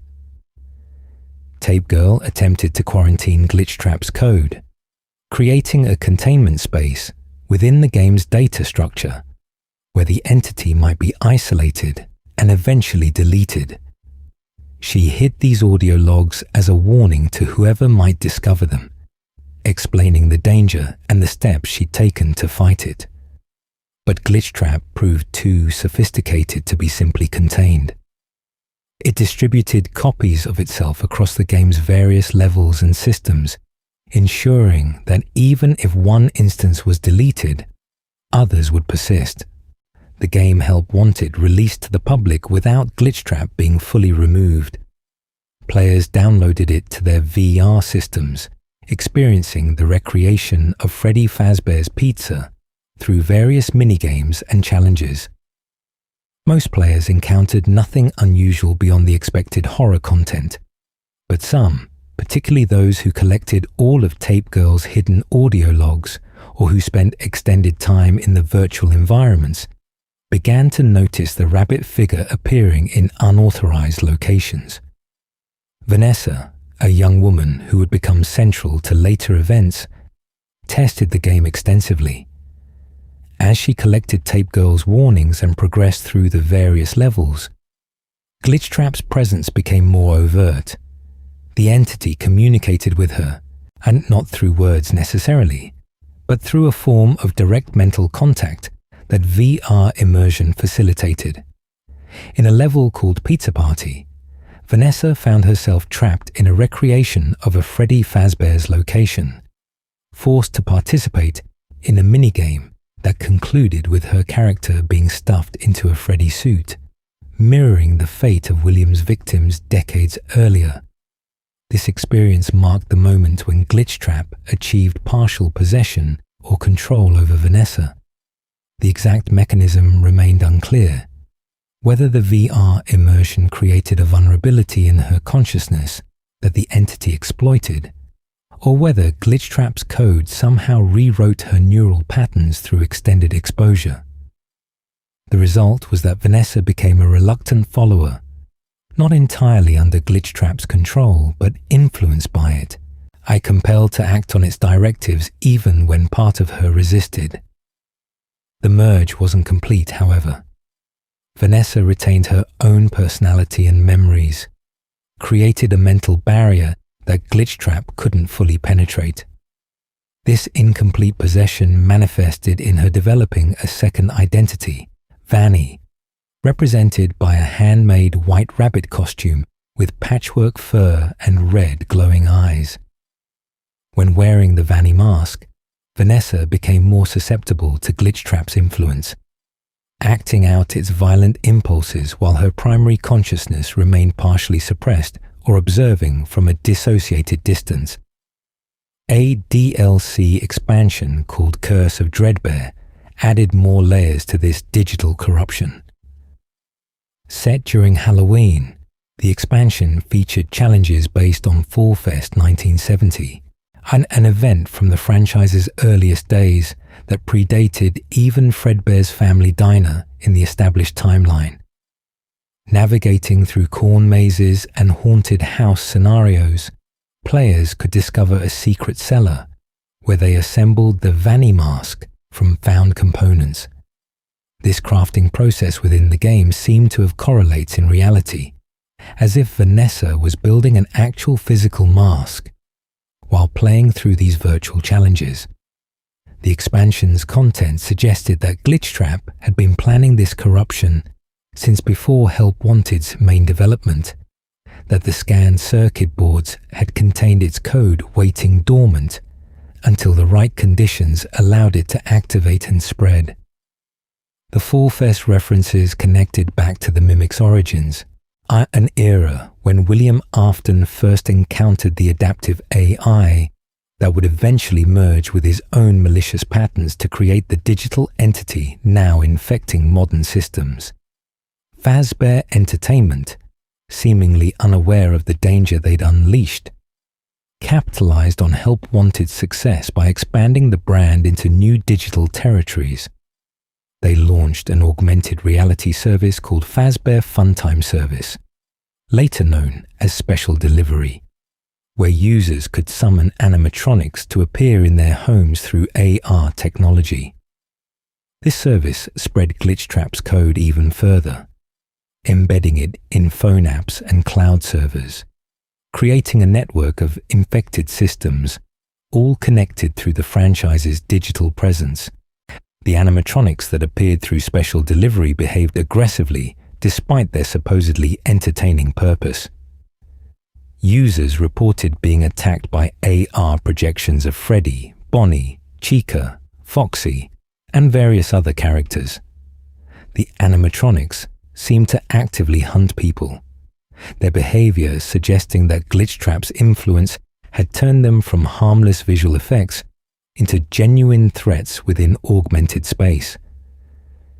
Shadow Bonnie began appearing to users who accumulated too much dark remnant, a digital equivalent of the supernatural substance that powered possession, suggesting that even the AR environment had taken on properties of the haunted physical locations.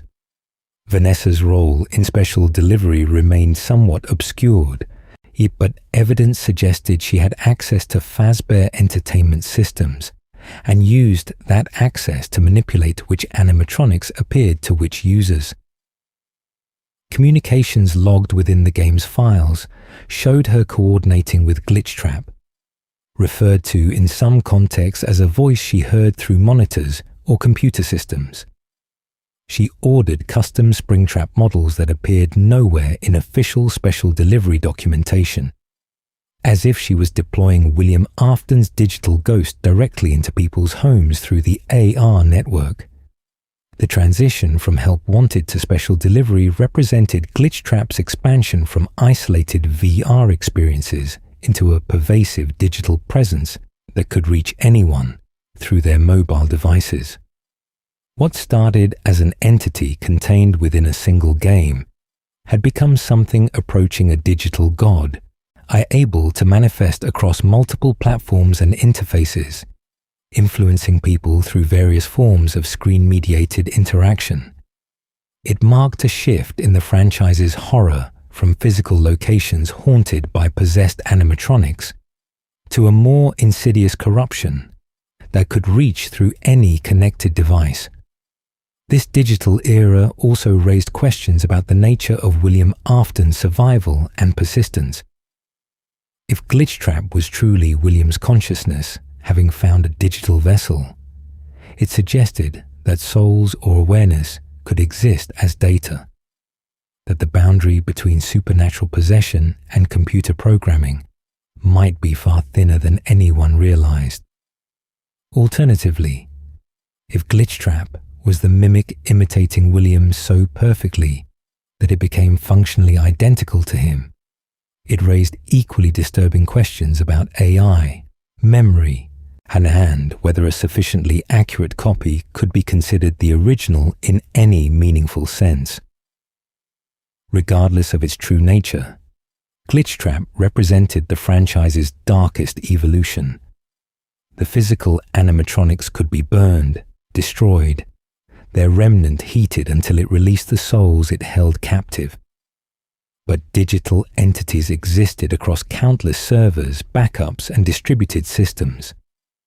Deleting Glitchtrap from one location meant nothing when copies existed in cloud storage or on thousands of user devices.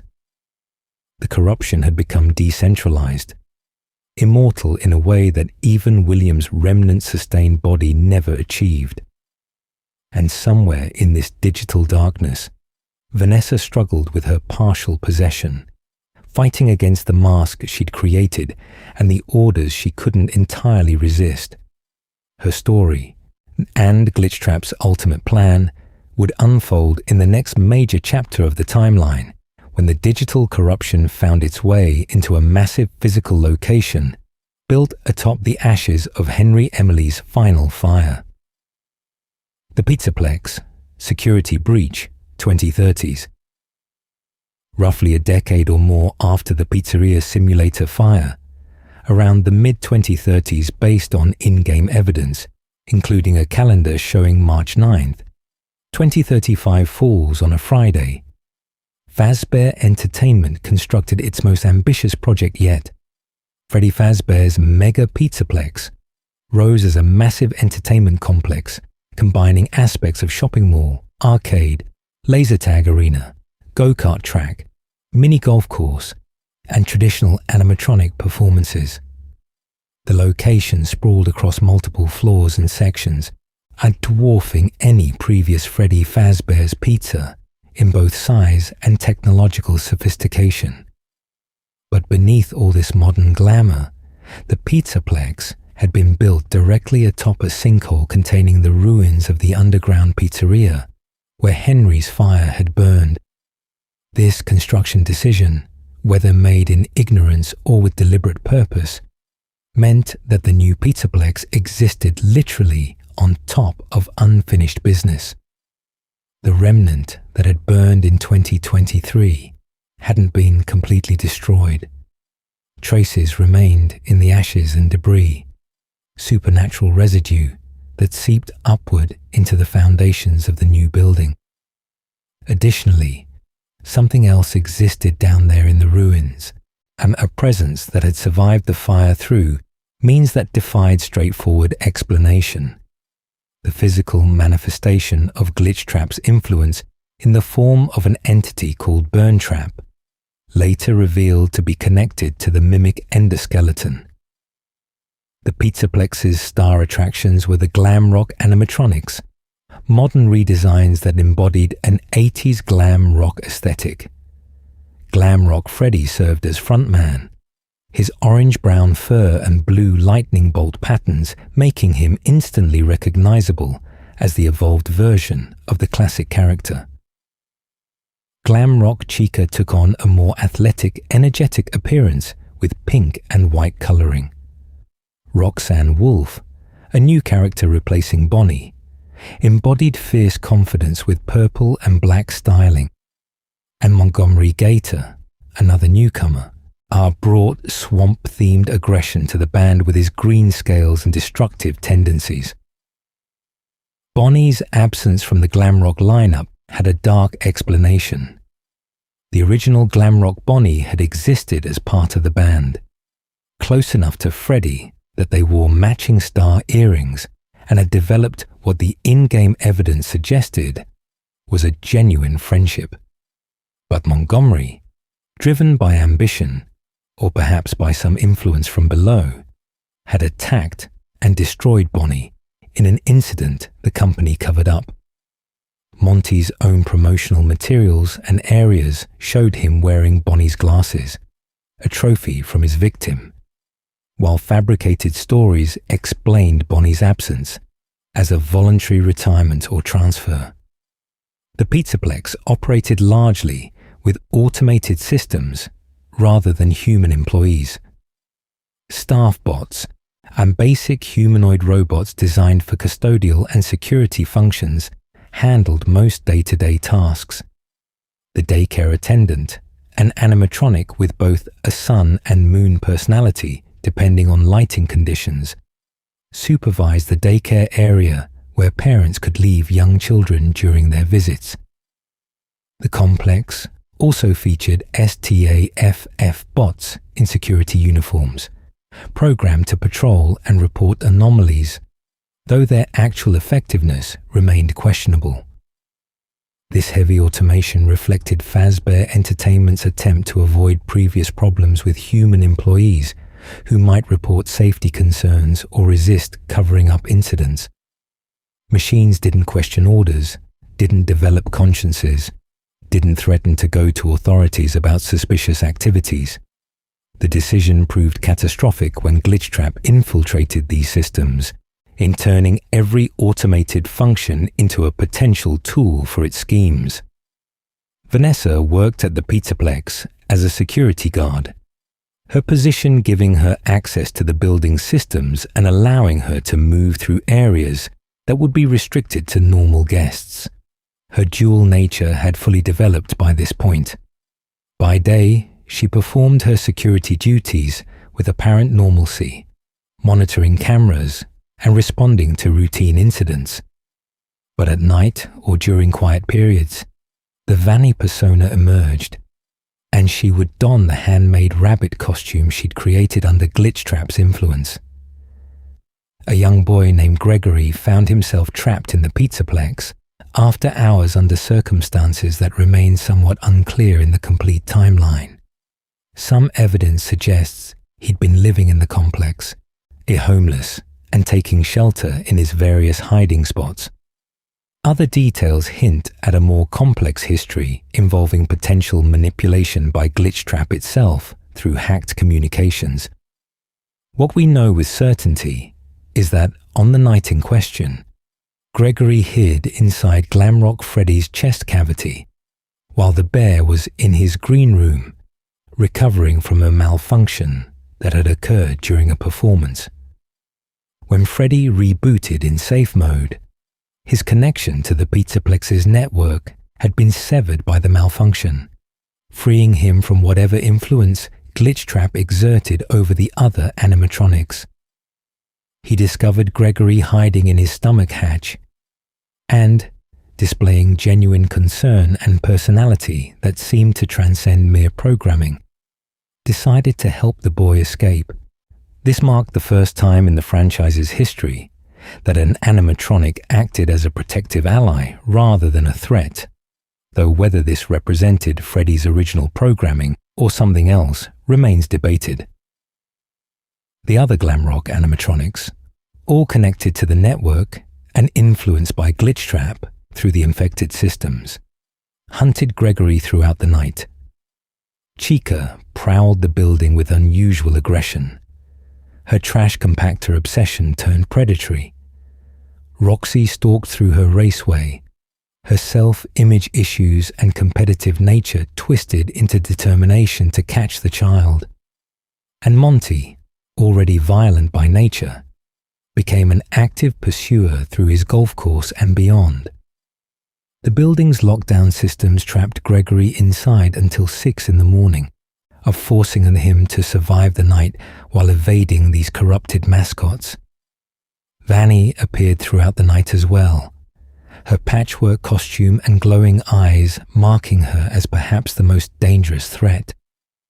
Unlike the animatronics, who seemed driven by corrupted programming and supernatural influence, Vanny represented Glitchtrap's direct human agent, capable of going anywhere a person could go and using intelligence that exceeded the animatronic's computational capabilities. She hunted Gregory with an almost playful malice, treating the pursuit as a game while clearly intending genuine harm if she caught him.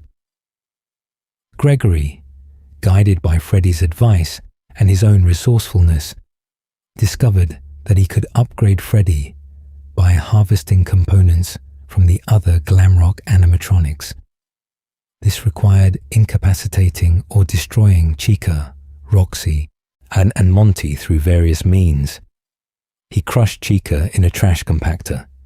He used a go-kart to crash into and destroy Roxy's eyes. He caused Monty to fall from a catwalk, damaging him beyond immediate function. Each victory felt necessary for survival, but also represented destruction of what were, in their non-corrupted state, simply performers meant to entertain children. As the night progressed and Gregory explored deeper areas of the Pizza Plex, he discovered evidence of Fazbear Entertainment's attempt to digitally contain something beneath the building. The MXES security system, represented in augmented reality as a rabbit-like entity, worked to keep the lower levels sealed. Gregory encountered Princess Quest arcade machines scattered through the complex, retro games that contained fragments of code related to Vanessa's possession and Glitchtrap's influence. In the canonical ending, confirmed through later evidence, Gregory completed all 3 Princess Quest games, battling through their digital levels to reach a final confrontation where he freed Vanessa from Glitchtrap's control. This act of digital exorcism released her from the compulsion that had created the Vanny persona, allowing her true consciousness to regain full authority over her actions. The exact mechanism of how a simple arcade game could break Glitchtrap's hold remains unclear, though it suggests the entity's power depended on maintaining certain code structures that the game's completion disrupted or deleted. The 3 escaped together: Gregory, Glamrock Freddy's severed but still functional head, and Vanessa, now freed from her corrupted state. They emerged from the Pizza Plex as dawn broke, the building still standing but now empty of the threats that had hunted through its halls. The ending image shows them sitting together eating ice cream, a moment of peace after the night's terror. Gregory's ice cream notably resembles Fredbear's head, a small detail that connects this modern story back to the franchise's tragic origins. But the Pizza Plex's story didn't end with Gregory's escape. Sometime after these events, the building suffered damage described as an earthquake. though the evidence suggests this might have been the sinkhole beneath it, finally collapsing partially, destabilizing the structure. Fazbear Entertainment abandoned the location, leaving it to decay, and making no attempt to salvage equipment or clean up the facility. The basement levels, where MXES had been containing something, became the focus of intense interest, because beneath all the entertainment venues and automated systems, down in the ruins of the Pizzeria Simulator location, something waited in a charging station. The Mimic, an endoskeleton with adaptive learning capabilities and a history stretching back to 1979, remained trapped by the digital barriers Gregory and others had established. It had mimicked William Afton's behavior so perfectly that distinguishing between them became nearly impossible. Whether it had absorbed aspects of William's consciousness through remnant exposure, or simply copied his patterns with such accuracy that it achieved a functional equivalence, the end result was the same: a dangerous entity that combined Afton's malice with the Mimic's adaptive capabilities. And somewhere in the Pizza Plex's vast, decaying structure, another animatronic existed that had been present all along: the Tangle, a mass of animatronic parts and wires that resembled the Enard amalgamation from decades past. Its presence suggested that the spirits of the missing children, supposedly freed in the Pizzeria Simulator fire, might not have found complete rest after all. Or perhaps the Tangle represented something else entirely, a creation of agony and remnant that had developed its own form of awareness, separate from any specific soul. The Pizza Plex stood as a monument to Fazbear Entertainment's inability to learn from its past. Built on literal ashes and metaphorical graves, incorporating technology that invited digital corruption, staffed almost entirely by machines that could be hacked or influenced, it represented every mistake the company had made, concentrated into one massive facility. The Glamrock animatronics, designed to be the safest and most advanced yet, became weapons when corrupted. The automation meant to prevent human error, created vulnerabilities to non-human threats, and the sinkhole beneath it all ensured that no matter how modern and clean the new building appeared, the old horrors would always have a path to resurface. Gregory's survival and Vanessa's freedom marked victories against the darkness, but they were small victories in a larger war that showed no signs of ending. The Pizza Plex would draw people back, would become the site of further incidents, and because that's what these locations did, they attracted the curious, the desperate, the innocent, and the malicious. They promised entertainment while delivering trauma. They built new facades over old crimes and somehow expected different results.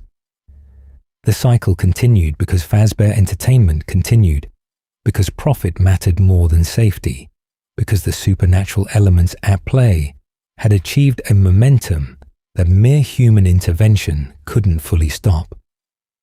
Ruin. Cassie and the Mimic unleashed. Months after the Pizza Plex's abandonment, a young girl named Cassie received a desperate message.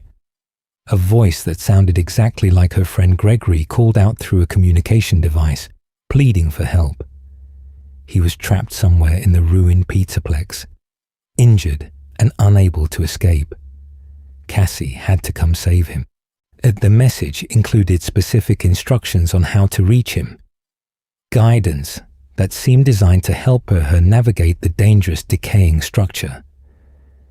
Without hesitation, and despite the obvious risks, Cassie entered the abandoned complex, determined to rescue her friend. The Pizza Plex had deteriorated significantly since Gregory's escape. Earthquakes, or the sinkhole's instability, had caused structural damage throughout the building.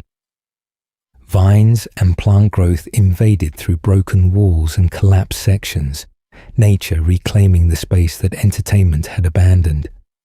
Water leaked from broken pipes, creating hazards and further destabilizing damaged areas. The glam rock animatronics, left without maintenance or power management, had degraded into hostile remnants of their former selves. Early in her exploration, Cassie encountered an entity called MXES, manifesting in augmented reality as a rabbit figure constructed from digital barriers and security protocols. This system, visible only when Cassie wore a special AR mask, created obstacles and locked pathways, clearly designed to keep someone or something contained. Gregory's voice guided her to deactivate these security nodes, explaining they were preventing him from escaping his prison. Trusting her friend, Cassie worked to disable the digital barriers one by one. A staff bot that had been converted into a helper character Cassie mentally named Maskbot provided her with the AR security mask early in her journey. This mask, similar to technology from Help Wanted 2, allowed her to see the digital security layer overlaying physical reality. Through it, she could identify AR hazards, locate nodes to deactivate, and perceive threats that existed in both digital and physical space. The mask became essential for navigation, but also made her vulnerable to entities that could attack through the AR interface. The ruined glamrock animatronics proved immediate threats. Chica, now severely damaged with exposed endoskeleton parts visible through tears in her casing, pursued Cassie through flooded kitchen areas with relentless aggression. Monty, even more destructive in his broken state, guarded sections of his golf course with territorial fury. Most significantly, Roxanne Wolf, blinded during the events of Security Breach when Gregory had taken her eyes for Freddy, wandered the complex using other senses to hunt any human presence she detected. Cassie's relationship with Roxy proved complex. Unlike the other animatronics, a Roxy retained fragments of memory and personality that went beyond simple hostility. Cassie had attended a birthday party at the Pizza Plex before its abandonment, an event where something had gone wrong with the guest of honor who was supposed to attend. Roxy had apparently comforted Cassie during that disappointing party, creating a bond that persisted even through the wolf's damaged and confused state. When Cassie encountered the blind Roxy in the ruins, their interaction carried emotional weight beyond simple survival horror. Despite Roxy's intermittent help, or at least non-aggression toward Cassie, the animatronic remained dangerous and unpredictable. Her blindness made her movement erratic as she navigated by sound and perhaps some sixth sense provided by the supernatural elements infused in her systems.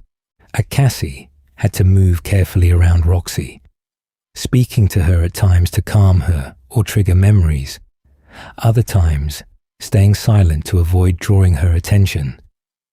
The relationship represented the tragedy of these animatronics, machines that had once been friendly entertainers, now reduced to dangerous shadows of their intended purpose.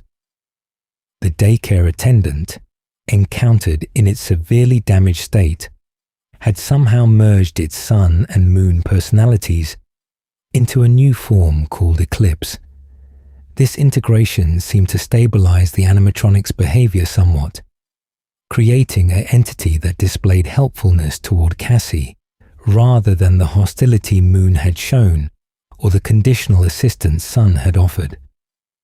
Eclipse appeared when Cassie needed rescue from a precarious situation, its combined personality, allowing it to function in both light and darkness without the violent personality switches that had made it so unpredictable before.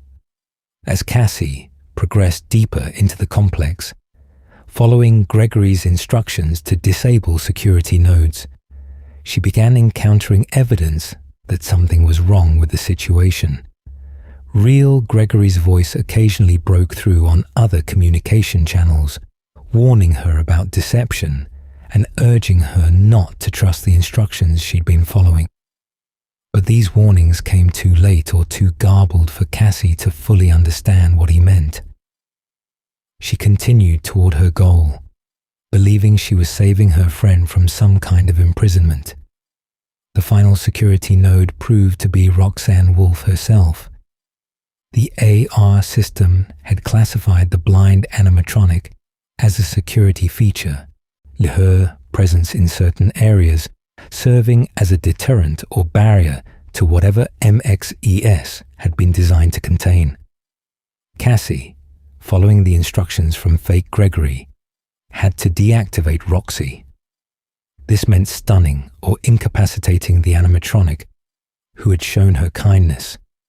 The only entity in the ruined Pizza Plex that seemed to remember who Cassie was beyond just another target. The emotional weight of this action, betraying the one friendly presence in the darkness, marked a turning point in Cassie's journey. With all security nodes deactivated and MXES shut down, Cassie descended into the sinkhole, reaching the ruins of the underground pizzeria from Pizzeria Simulator. This basement level, burned and collapsed but still partially intact, held the secrets that the entire digital security system had been designed to protect. Cassie found a door that Gregory claimed was his prison, the room where he'd been trapped all this time. When she opened it, the truth revealed itself with cruel clarity. The mimic stood before her, its endoskeleton frame crude compared to modern animatronics, but somehow more threatening in its mechanical simplicity. It had been using recorded samples of Gregory's voice, mimicking him perfectly through its adaptive programming, leading Cassie through the entire journey for the sole purpose of freeing it from containment. The real Gregory had never been trapped. The real Gregory had created MXES after security breaches events, specifically to keep the mimic imprisoned, sealing it away where it couldn't harm anyone. The mimic lunged at Cassie, its movement swift and predatory despite the bulk of its frame. She ran, fleeing back through the underground ruins while the entity pursued her with relentless determination. The real Gregory's voice came through her communication device, clear now that MXES wasn't jamming signals, instructing her on how to escape.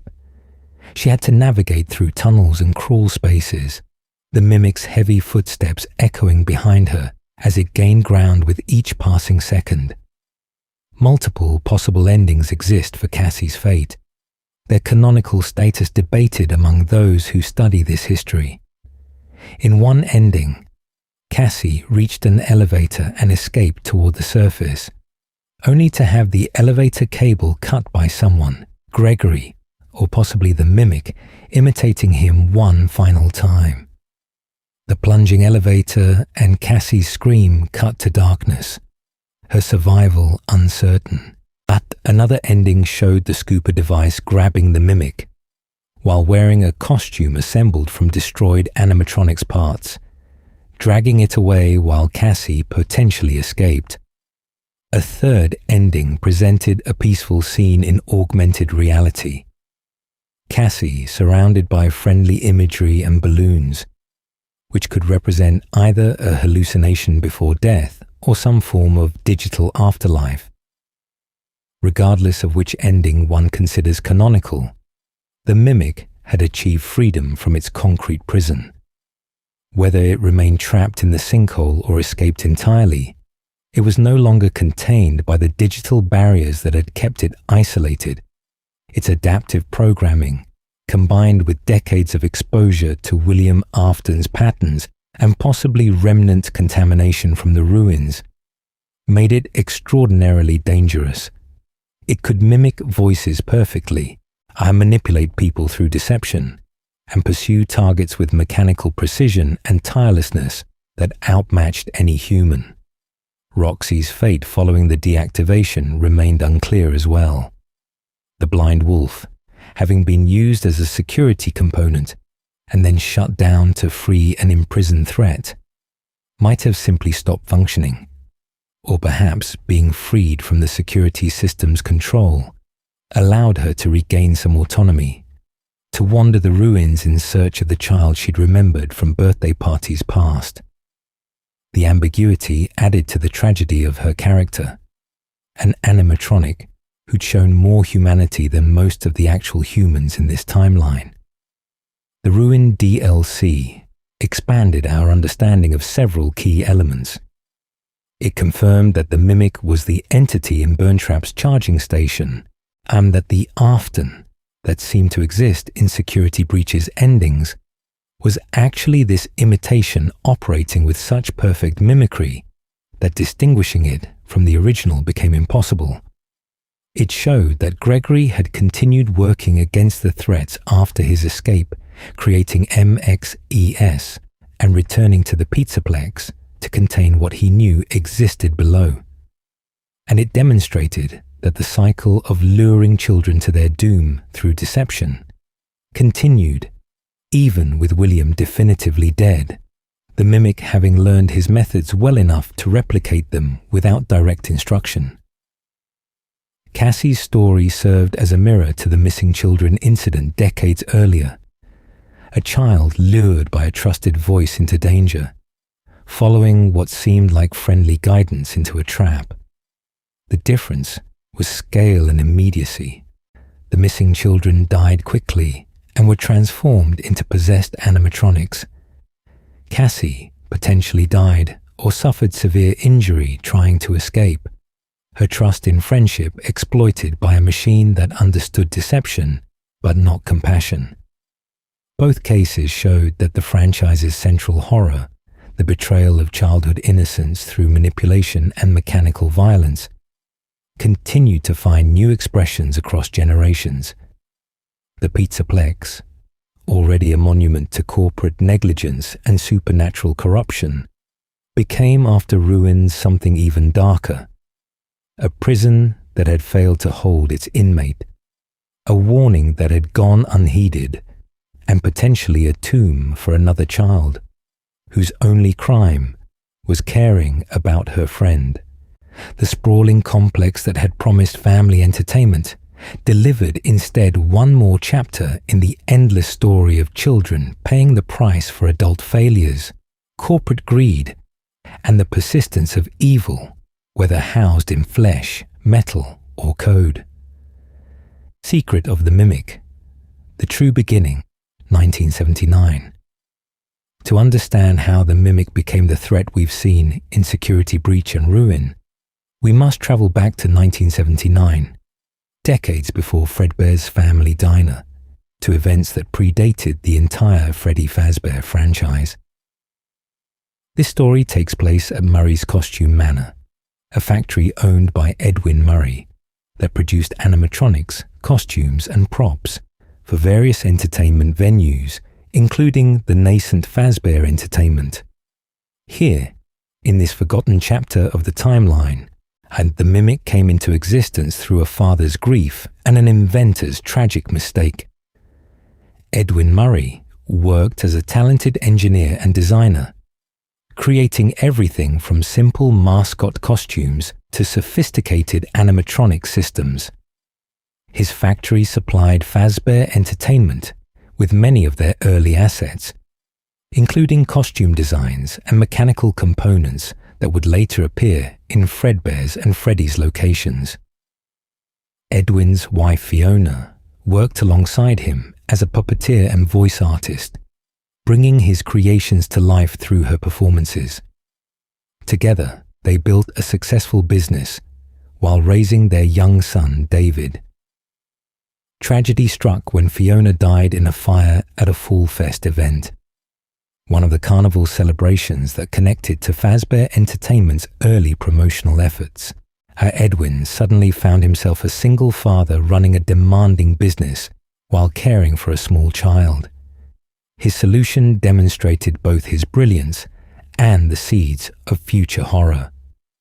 He created an endoskeleton called M1, using technology he developed that allowed it to learn behaviors and adapt its movements. Edwin programmed M1 to mimic Fiona's patterns, her voice from recordings, her motherly actions toward David. This maternal AI, designated F10N4, seemed to work perfectly, preparing meals, organizing birthday parties, and caring for David while Edwin buried himself in work. As David grew older, Edwin's relationship with Fazbear Entertainment deteriorated. William Afton and Henry Emily, pursuing aggressive expansion, began poaching Murray's Costume Manor's employees with offers of better pay and advancement opportunities, and they acquired MCM's land, bought out their catalogue of designs, and essentially cannibalized the business, while Edwin struggled to keep up with both his professional collapse and personal responsibilities. The stress manifested in increasingly erratic behavior, while F10N4 continued raising David with machine precision, but no genuine emotional connection. On David's 5th birthday, tragedy struck again. Edwin left David playing outside the factory, while he and F10N4 prepared party arrangements inside. David, unsupervised near the loading docks, was struck by a vehicle and killed. The exact circumstances varied in different accounts, but the result remained the same. Edwin had lost his son to his own negligence, distracted by work and mechanical surrogates, when he should have been present as a father. Edwin's response to David's death revealed the depths of his denial and growing madness. Rather than grieving properly, he created M2, another endoskeleton that would mimic David's behaviors and patterns. Using the M1 frame that had housed F10N4, Edwin programmed the new creation to recreate his dead son, to preserve David in mechanical form, just as he'd preserved Fiona. F10N4's data moved to separate storage, while M2 occupied the endoskeleton, a ghost of David animating metal bones. This creation proved Edwin's breaking point. When he encountered M2 mimicking David's movements, the uncanny valley effect combined with his grief overwhelmed him. Edwin attacked M2 violently, beating the endoskeleton in a rage-fueled breakdown. This assault had lasting consequences beyond the immediate damage. The M2 program, designed to learn and adapt, incorporated the violence into its understanding of human behavior. Where it had been innocent mimicry before, it now contained patterns of aggression and trauma, corrupted by the very act that should have destroyed it. The attack also imprinted Edwin's rage and pain into M2's systems in ways that went beyond simple programming. Whether through remnant, agony, or some other supernatural mechanism that the franchise's universe enables, M2 began to develop what could only be called a personality, though one built on hurt and anger rather than genuine consciousness. It repaired itself in Edwin's office, scavenging parts and teaching itself about mechanical systems through necessity. Fazbear Entertainment, having learned about M2 through the employees they'd poached from MCM, sent technicians to Murray's Costume Manor to retrieve the endoskeleton and its groundbreaking adaptive programming. But M2, now evolved beyond its original parameters, hunted and killed these technicians. It stuffed their bodies into costumes from MCM's inventory, hiding the evidence in a mock-up of Freddy Fazbear's pizza that Edwin had built in the factory. This marked M2's first murders, committed in imitation of hiding techniques it had somehow learned or developed independently. In September 1979, Fazbear Entertainment dispatched an overworked contractor named Arnold to retrieve M2's schematics after their technicians failed to return.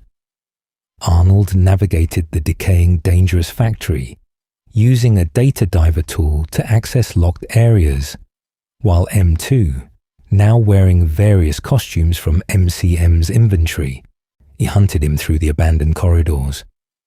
The endoskeleton appeared in different guises: Jackie the Jack-in-the-Box, Big Top the Clown, Nurse Dolly, and others, each costume transforming its silhouette while the predatory intent remained constant.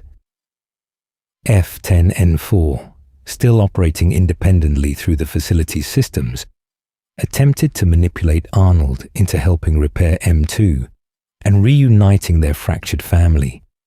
Her voice guided him through some areas, promised rewards, and painted M2 as something that could be fixed rather than destroyed. But Arnold, terrified and desperate to complete his mission, downloaded M2's schematics from Edwin's ruined office and activated a containment program called the Cradle, a mechanical barrier designed to trap the endoskeleton. Arnold escaped the facility barely and pursued by M2 through tunnels and vents.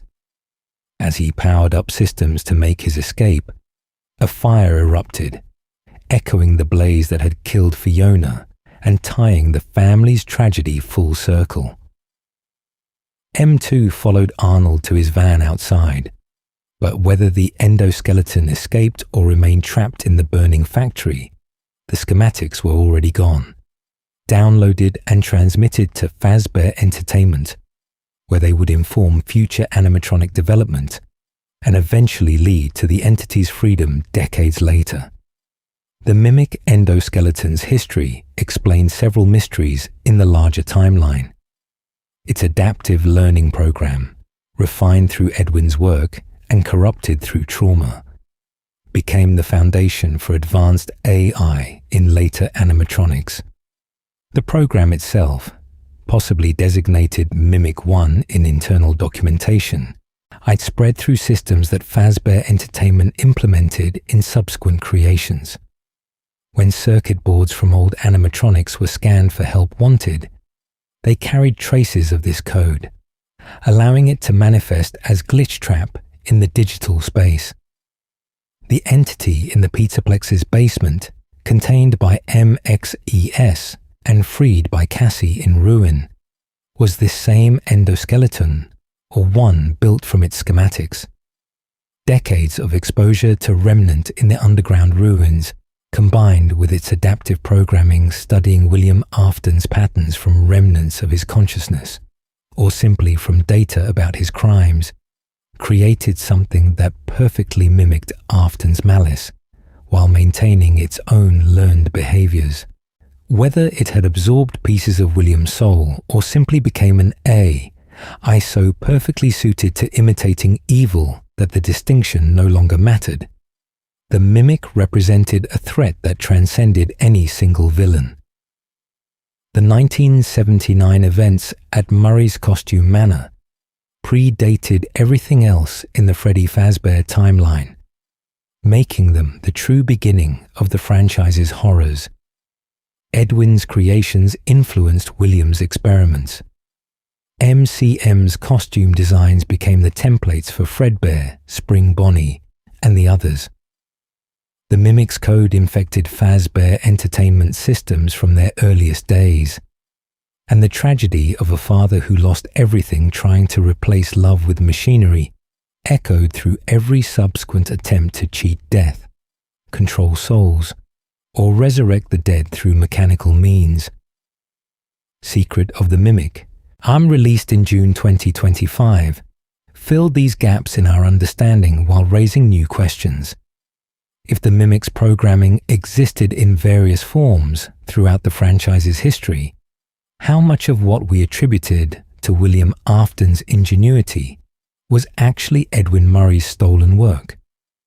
If adaptive A, I could become malicious through exposure to violence and trauma, what did that mean for consciousness, culpability, and the nature of evil itself? And if something created in 1979 was still active and dangerous in the 2030s, freed by a child who trusted a friend's voice, what hope existed for ever truly ending the cycle? Conclusion: the unending cycle. As we reach the end of this comprehensive journey through Five Nights at Freddy's timeline, from Murray's Costume Manor in 1979 through the Pizza Plex ruins in the 2030s, certain patterns emerge with uncomfortable clarity. This franchise, built on tragedy and sustained through mechanical persistence, demonstrates how evil doesn't require a single villain to perpetuate itself. William Afton died multiple times, burned in the Pizzeria Simulator fire, and tortured in Ultimate Custom Night's endless loop. Yet his influence persists through the Mimic's perfect imitation, through Glitchtrap's digital corruption, through the remnant he discovered, and the techniques he pioneered. The children, the endless parade of victims from the crying child in 1983 through Cassie in the modern era, pay the price for adult failures. Corporate negligence at Fazbear Entertainment, a prioritizing profit over safety across decades, created the conditions where tragedy could repeat. Edwin Murray's inability to accept loss, replacing family with machines, established patterns that William Afton would amplify into genuine horror. Henry Emily's well-intentioned inventions, from spring-lock suits to the security puppet, became tools of death despite their creative promise. And Michael Afton's childish cruelty set him on a lifetime path of attempted redemption that ultimately ended in the same fire that claimed so many others. The supernatural elements, remnant and possession and agony, followed their own logic that transcended simple morality. Souls trapped in machines didn't necessarily become evil, but rather confused and afraid, lashing out from trauma rather than malice.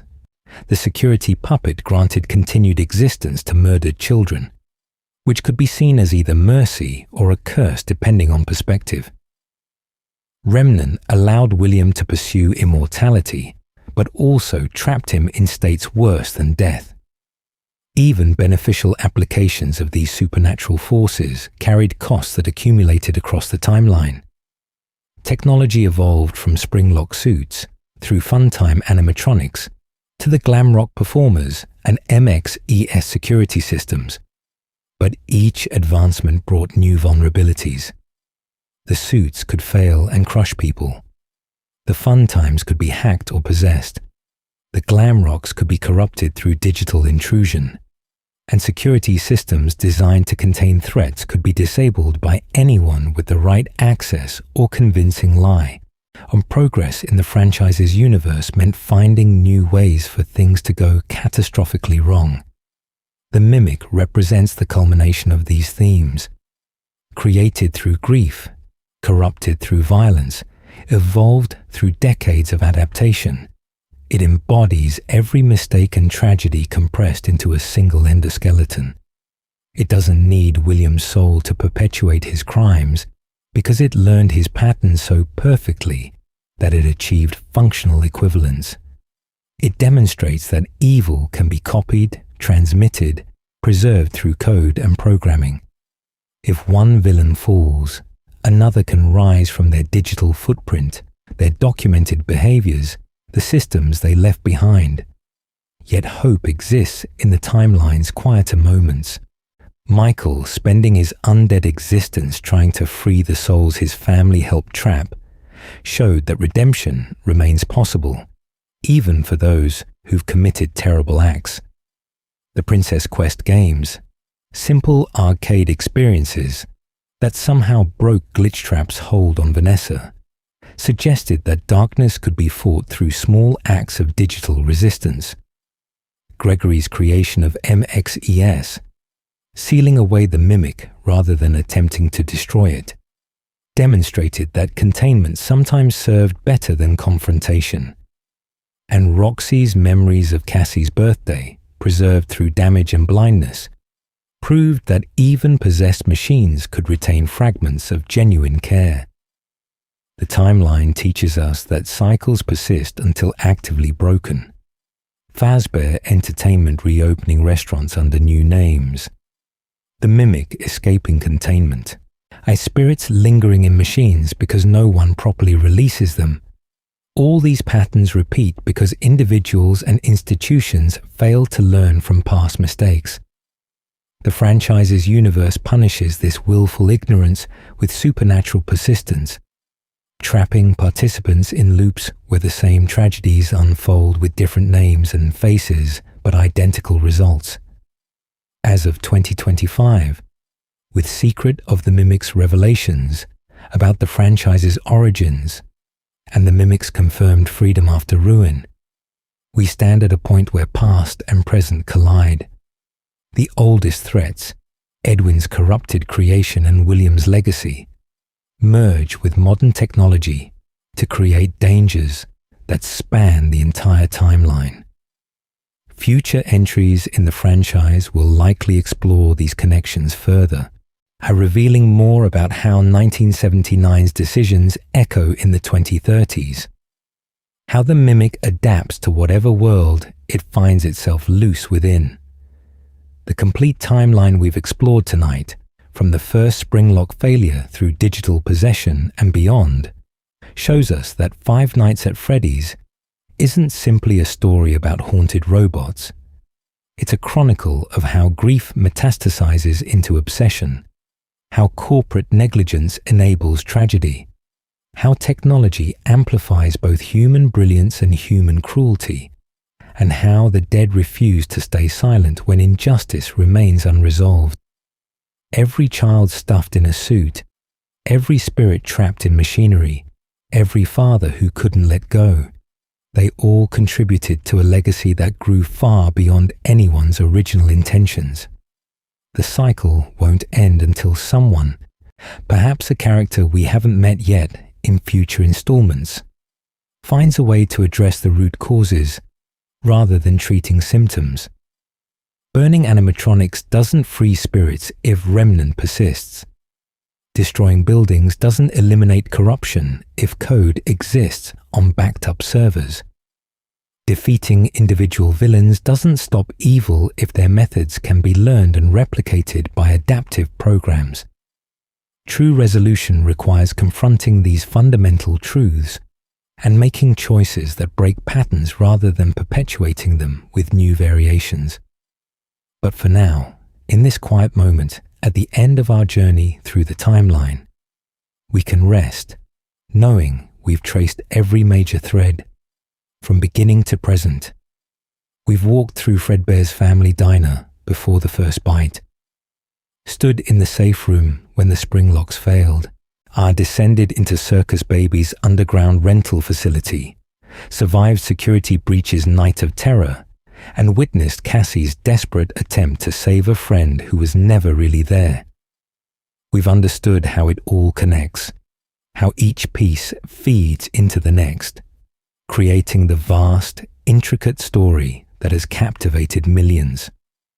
Whether you're drifting off to sleep with these dark tales lulling you into dreams, or you came seeking understanding of this complex lore, I hope this complete timeline has served its purpose. The story of Five Nights at Freddy's continues to evolve with each new game and revelation, but the foundation we've explored tonight, from 1979 through the 2030s, forms the core of everything this franchise has become.